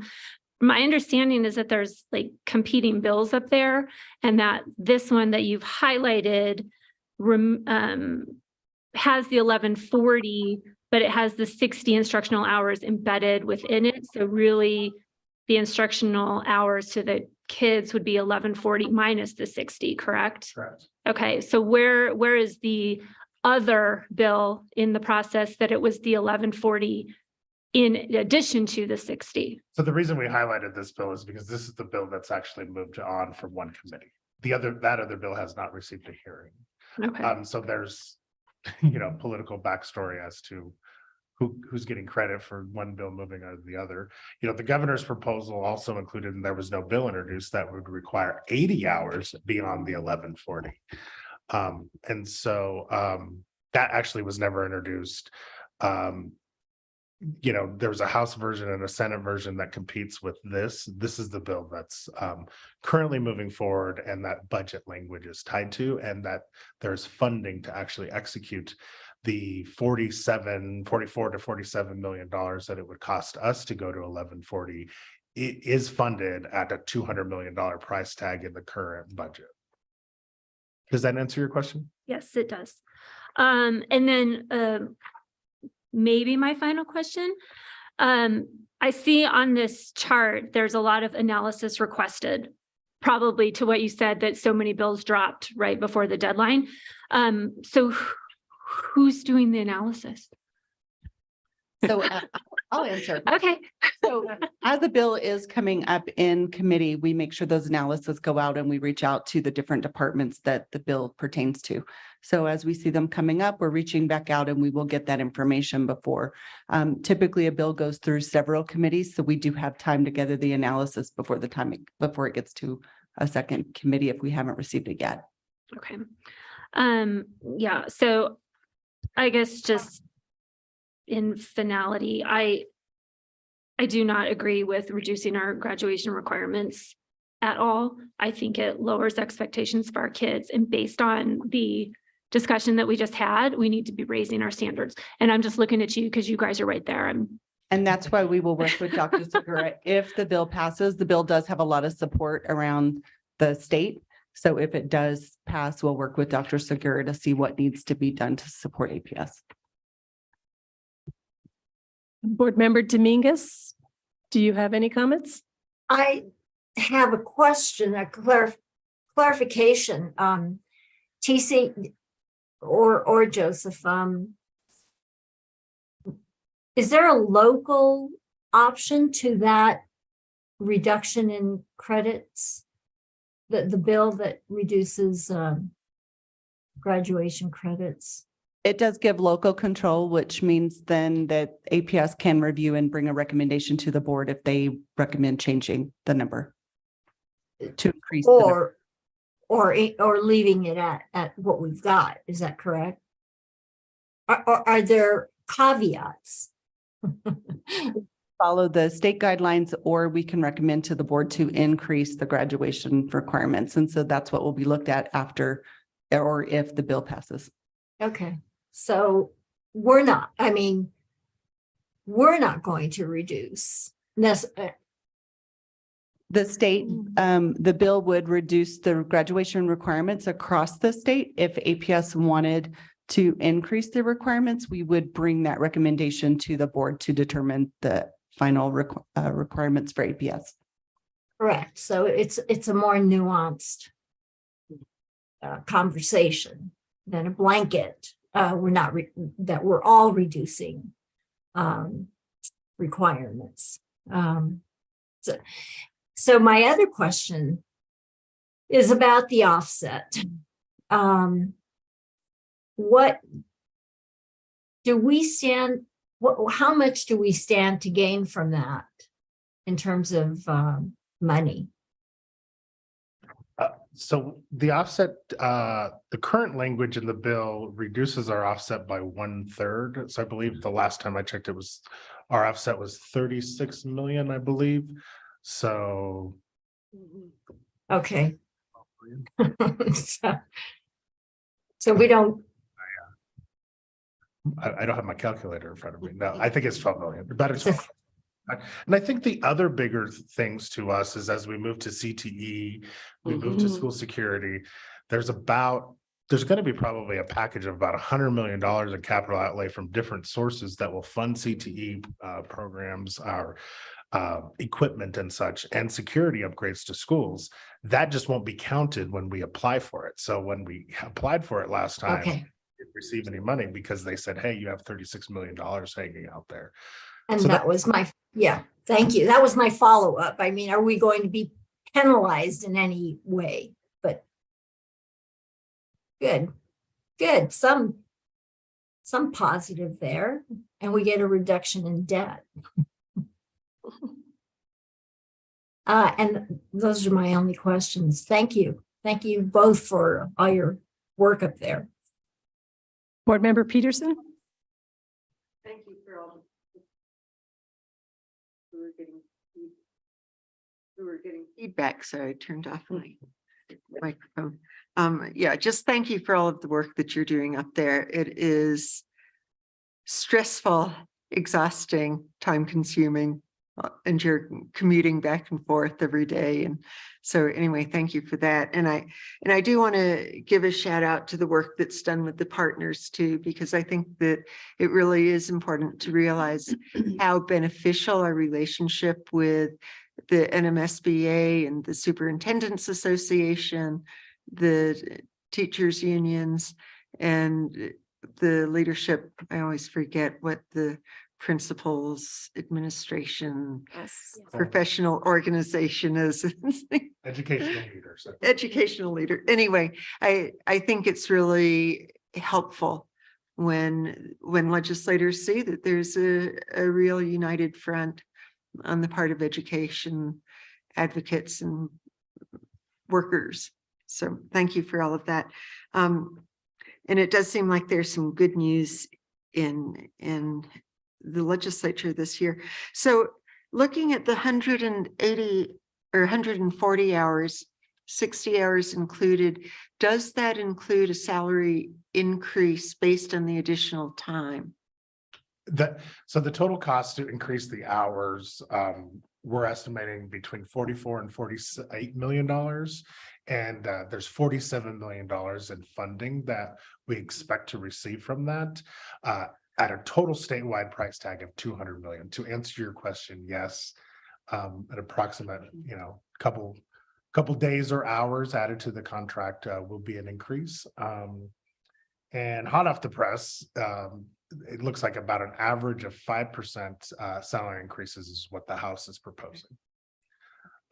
So the expectation, though, for they're being very clear in the language I was reading, for the educational assistants, you bring them up to 25,000, and then the 5% is what they're prescribing in the current budget. That is long overdue and really good news. Are we once again leaving out will it cover all classified staff? 25,000 minimum salary. I can double check, but I believe it's just educational assistants because they are designated in statute also, which is currently 12,000. Okay, so that's our next battle. That's the support and related folks battle for this year, are the other classified folks.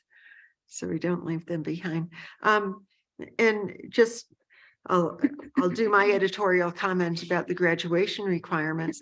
I think this is really exciting that we could come up based on our goal for what we want kids to be able to leave high school with.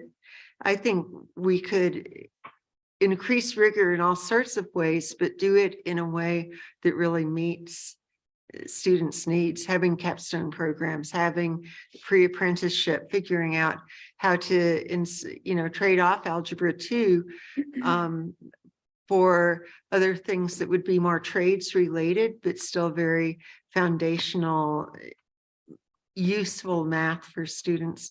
And I think if it does go through, the thing that it's going to put at our feet is to make sure we do good pathway counseling with students, because we have to make sure that those students that want to be college bound know that they have to take 2 language classes, know that they've got to take Algebra 2.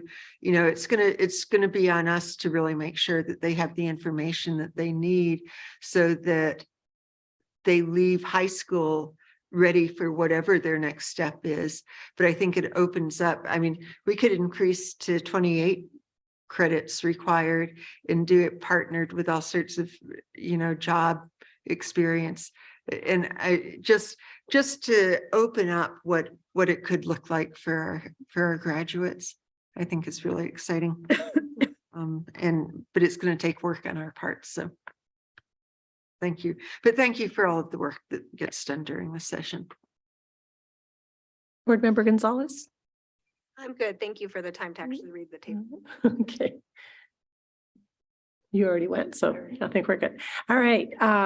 No, thank you. I agree. It's a lot of work. Having had a chance to run around with you guys a couple of days, that's been pretty fun. And I just want to say, it's unfortunate that the high school graduation requirements is getting sort of mired in this weird debate about losing rigor, because I don't think that that's what it's about. I like the opportunity that it gives us to really, and I think Dr. Segura had said this at one point, is to really sort of come up with that pathway. So if you're on a career pathway, what is the minimum requirements that you need and how do you get there? Because there's a lot of things that you would do on a career pathway that are not credit bearing. So that our students can get that work-based learning opportunity. They can do that pre-apprenticeship work and actually be in partnership with some of our trade unions that are ready to do pre-apprenticeship work. But because it's not in the classroom instruction gets lost there. So I think it gives us an opportunity. But I also agree that for those students that are going to go college route, we need that rigor and they need to understand the minimum credits that they're going to need in order to get that so that they can be admitted into college and be ready for college too, with the right kinds of courses and the right kind of rigor. So I just wish that the conversation had gone a little bit better. I don't think that they've done a really good job of describing what that LESC study was about, because the study was really good. Looking at that and the backbone or the back story about that. Also puts us in alignment with our nearby states because other states have it at 22 credits too, but they've developed those really important pathways to get there. So, and I really would love to see APS have that it's really clear to our students in terms of the pathway structure and what they need to do and what high school's about in terms of the credit pieces that you need to get to the next pieces. So, thank you so much. I appreciate all the work that you're doing and the trips back and forth to Santa Fe. I know it's a big task. You didn't make it today, but I know. Well, that's good. And you said, what time are they going to hear it tomorrow on is it 9:30 in Senate Finance? We can send you a link. I've been tuning in, so I kind of watch, but I just want to make sure. I've been going back and forth between Senate and House, just trying to listen to where they are on the bills. But and since we have this created, we will be faster on getting an update. Okay. Thanks. Sounds great. Okay. So our next item for discussion is with Board Vice President Peggy Mueller-Aragon giving us just an update on right sizing. I think all of us, I think almost everybody. Yeah, almost everybody. It'll be more for us, the people that are out there listening. So I'm gonna try to go through this quickly. I'll probably just read it. That way I'm not going off on a tangent. So the right sizing discussion group, one of the important things they wanted to make sure that everybody knew they were going to engage the community as it concerns these proposals. They went through each proposal and they wanted everybody to know that data was driving and informing the decision, went through the timeline, wanted us to know that equity, not just economic factors, were being considered. The redrawn boundaries will go to the communities before voting by the board occurs. So one of the things they first started out with, are schools really are they overcrowded or under enrolled, and what steps do we take? We know we're in declining enrollment. According to the LFC evaluation report, saying enrollment fell by like 17% in the last decade, while APS square footage did grow by 21%. So some of the proposals, the first proposal was for Corrales Elementary School to be turned into a small K-8 school with about 500 students. That's been community driven. Corrales students will no longer feed into Taylor, but will stay at Corrales for kindergarten to 8th grade. Right now, 60% of Corrales students leave APS for other middle schools, and so this will hopefully be a way to retain them. Corrales already has the funds to begin changes to their infrastructure, and of course, there will be an increase to their FTE. In the first year, so everyone knows, there will only be 6th grade in single-room classrooms, and that will change as each new grade level is added. First year likely will be 50 to 60 more students. Number 2 proposal was attendance area change recommendations for Janetcon, Belhaven, and Apache, proposing to make Janetcon a pure magnet school, open district-wide, with hopefully some super stops to get kids to Janetcon. The first priority transfers is going to be for current Janetcon attendance area around the school and the Singing Arrow neighborhood. And this priority can be kept beyond the 5 years if there's interest. It'll be evaluated and adjusted. With the Singing Arrow neighborhood, perhaps also being a super stop. So the Singing Arrow students will attend Apache, so everybody knows that. The remaining Janetcon student attendance area will go to Belhaven. For middle school, Apache will feed to Kennedy and Grant, Belhaven will feed to Grant, and for high school, Apache will feed to Manzano, Belhaven, and Janetcon to Sandia. The third proposal, if I'm going too fast, just go. You are going. I'm sorry, I'm trying to get us out of here. Tell me to stop, slow down. It'll be on the recording. Sorry, I'm taking after Member Gonzalez here, so she's taught me. The next proposal is the Northwest Administrative School attendance area changes to balance enrollment at Tierra Antigua, Sunset View, and Sierra Vista. This won't go into effect until the build of Sierra Vista classroom block is completed. Estimated time is probably fall of 2026. So right now, the students, is that better? Yes. Okay. Students currently living north of Irving Boulevard who attend Tierra Antigua or Sunset View will be reassigned to Sierra Vista. That won't affect the feeding patterns into mid or high schools. Students who attend Tierra Antigua and live east of Universe will be reassigned to Sunset View at the same time as the Sunset View to the Sierra Vista reassignment. It will not affect the feeder patterns to mid or high schools. All these schools will become 100 feeders to their middle and high schools. Of note, approximately, I think, and I could be wrong, there was going to be about approximately 200 students who now attend 7 Bar that go to Taylor that will now attend James Monroe. So that'll help them not to have to cross the river and make 7 Bar a feeder into James Monroe. I think that was right. Okay. Number 4, I didn't go back to listen to the recording. So did we even have one? We didn't even have one. I better have done good taking notes. The Southwest 4th proposal is a Southwest Administrative School area change recommendations to balance enrollment at Navajo, Rodolfo Anaya, Adobe Acres, and Barcelona. This won't go into effect until phase 1 reconstruction of Harrison is done, hopefully fall of 2025. And then Barcelona should be finished the following year. There's going to only be one change that affects the feeder patterns to middle school, but it won't affect the rest of the feeder patterns to mid and high school. So that one change to mid-school feeders is going to be the pocket south of Dennis Chavez Rio Bravo that feeds into George I will be reassigned to Adobe Acres. These students will then feed into Harrison instead of staying at George I. But they'll still feed into Rio Grande. So it's going to relieve George I. Sanchez. The area adjacent to Navajo and Rodolfo Anaya that's bused to Adobe Acres on the west side of the ditch is reassigned to Navajo. Ditches are really important there, so we know. Right? The area east of Unser, currently attending Rodolfo Anaya is going to be reassigned to Navajo. So that will relieve Rodolfo Anaya, which is pretty big. The area north of Blake and east of the drainage ditch will be attending at Adobe Acres and Navajo is going to be reassigned to Barcelona. And then the area south of Dennis Chavez and Rio Bravo attending Navajo is going to be reassigned to Adobe Acres. I'm hoping, correct me if I'm getting any of these wrong.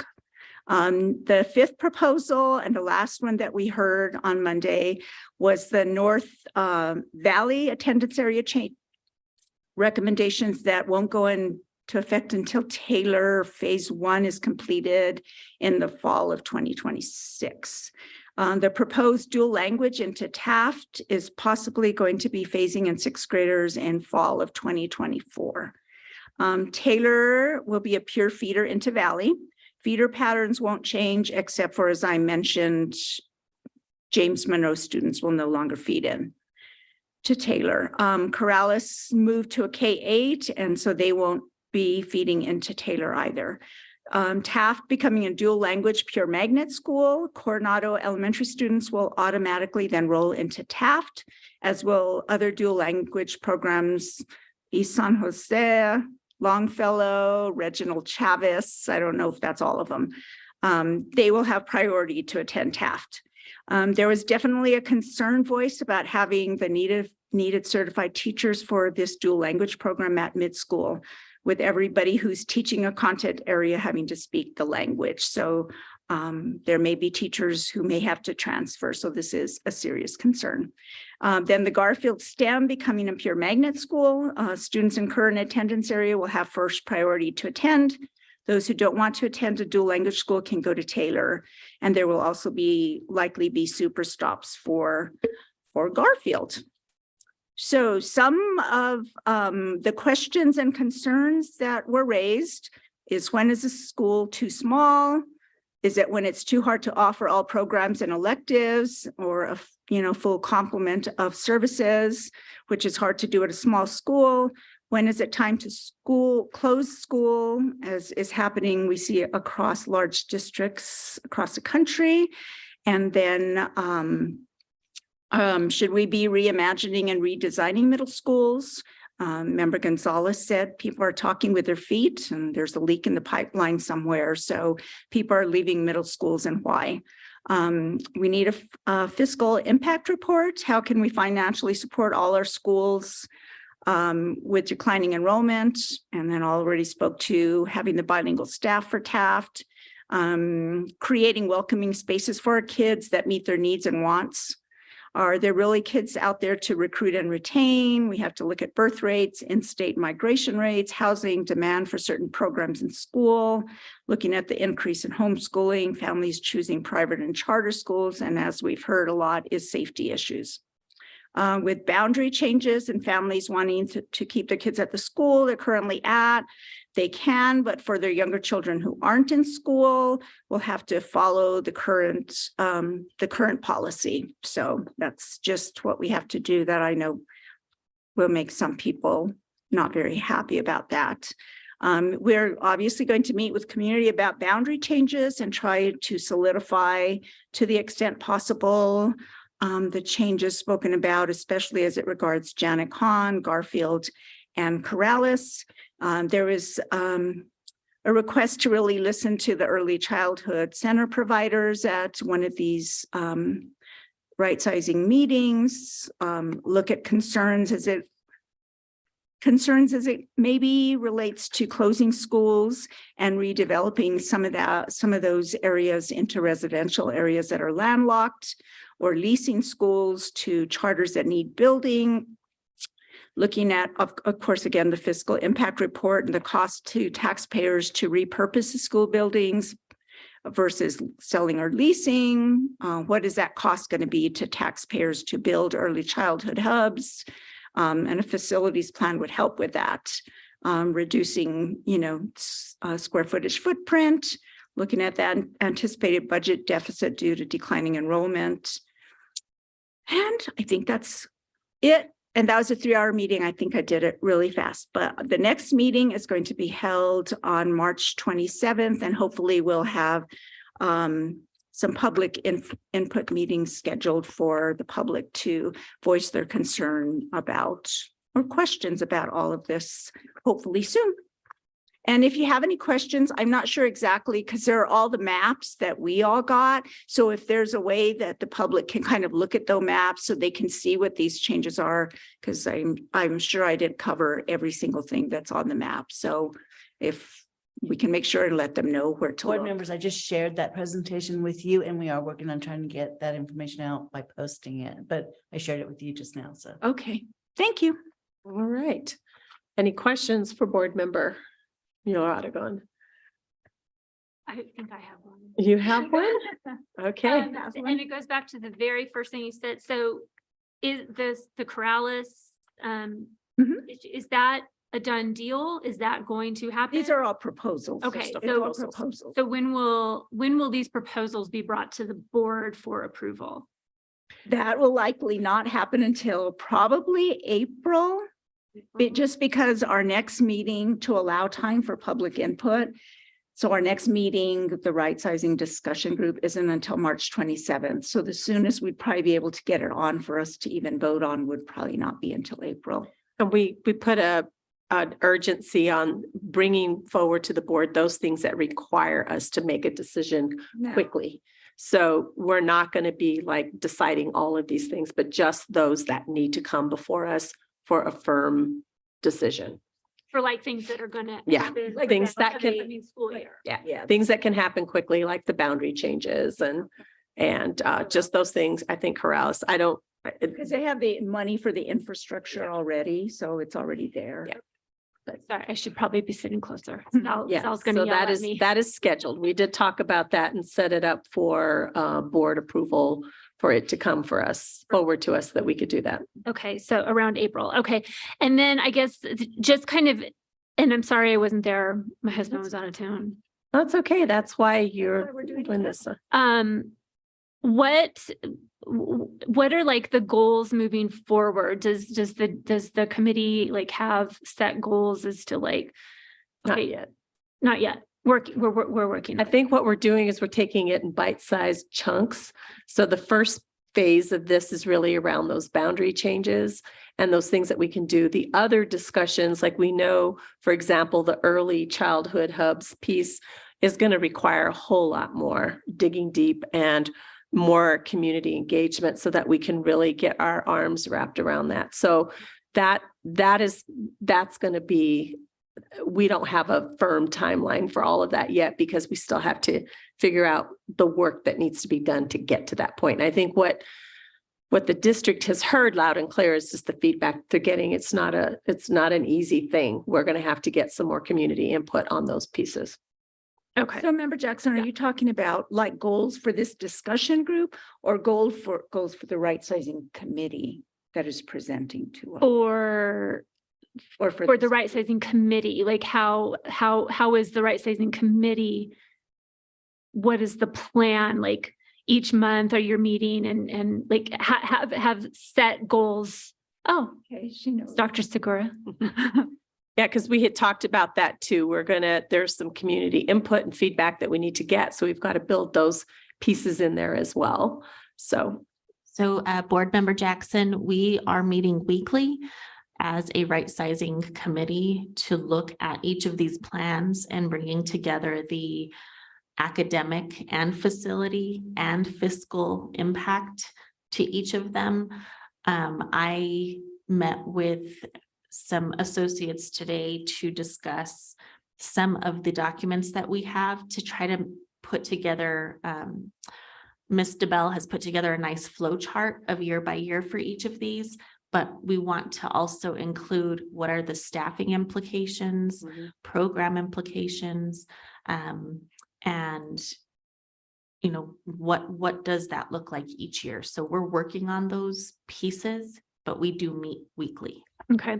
And then those pieces you will discuss with Chair Mueller-Aragon, and then she will set the, sorry, I'm speaking for you, but I'm trying to understand it. Then you will then set the agenda for the committee moving forward, I'm guessing, right? I hope that's the plan. Yes. Sounds right.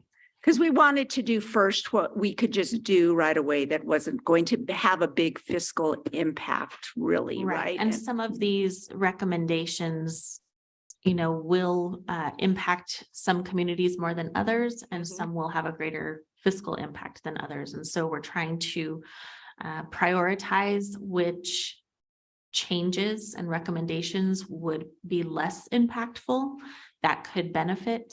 For example, the Corrales K-8 is less impactful. The community supports it. We know that already. And so we're tasked to look at what does that rollout look like and what additional staffing would possibly be needed. Okay. Awesome. Thank you. That's it. All right. I think the rest of us were there. Oh, sorry. They can tell me everything I missed. All right. All right. So the announcement of upcoming board meetings. The next Board of Education meeting will be held on Wednesday, March 1st, 2023 at 5 p.m. in the John Milne Community Boardroom of the Alice and Bruce King Educational Complex, 6400 Uptown Boulevard Northeast, or virtually at www.aps.edu. And the next special Board of Education meeting will be held on Wednesday, February 22nd, 2023 at 5:15 p.m. or immediately following the Finance Committee meeting, also here in John Milne and also online. And with that, we are adjourned. Thank you.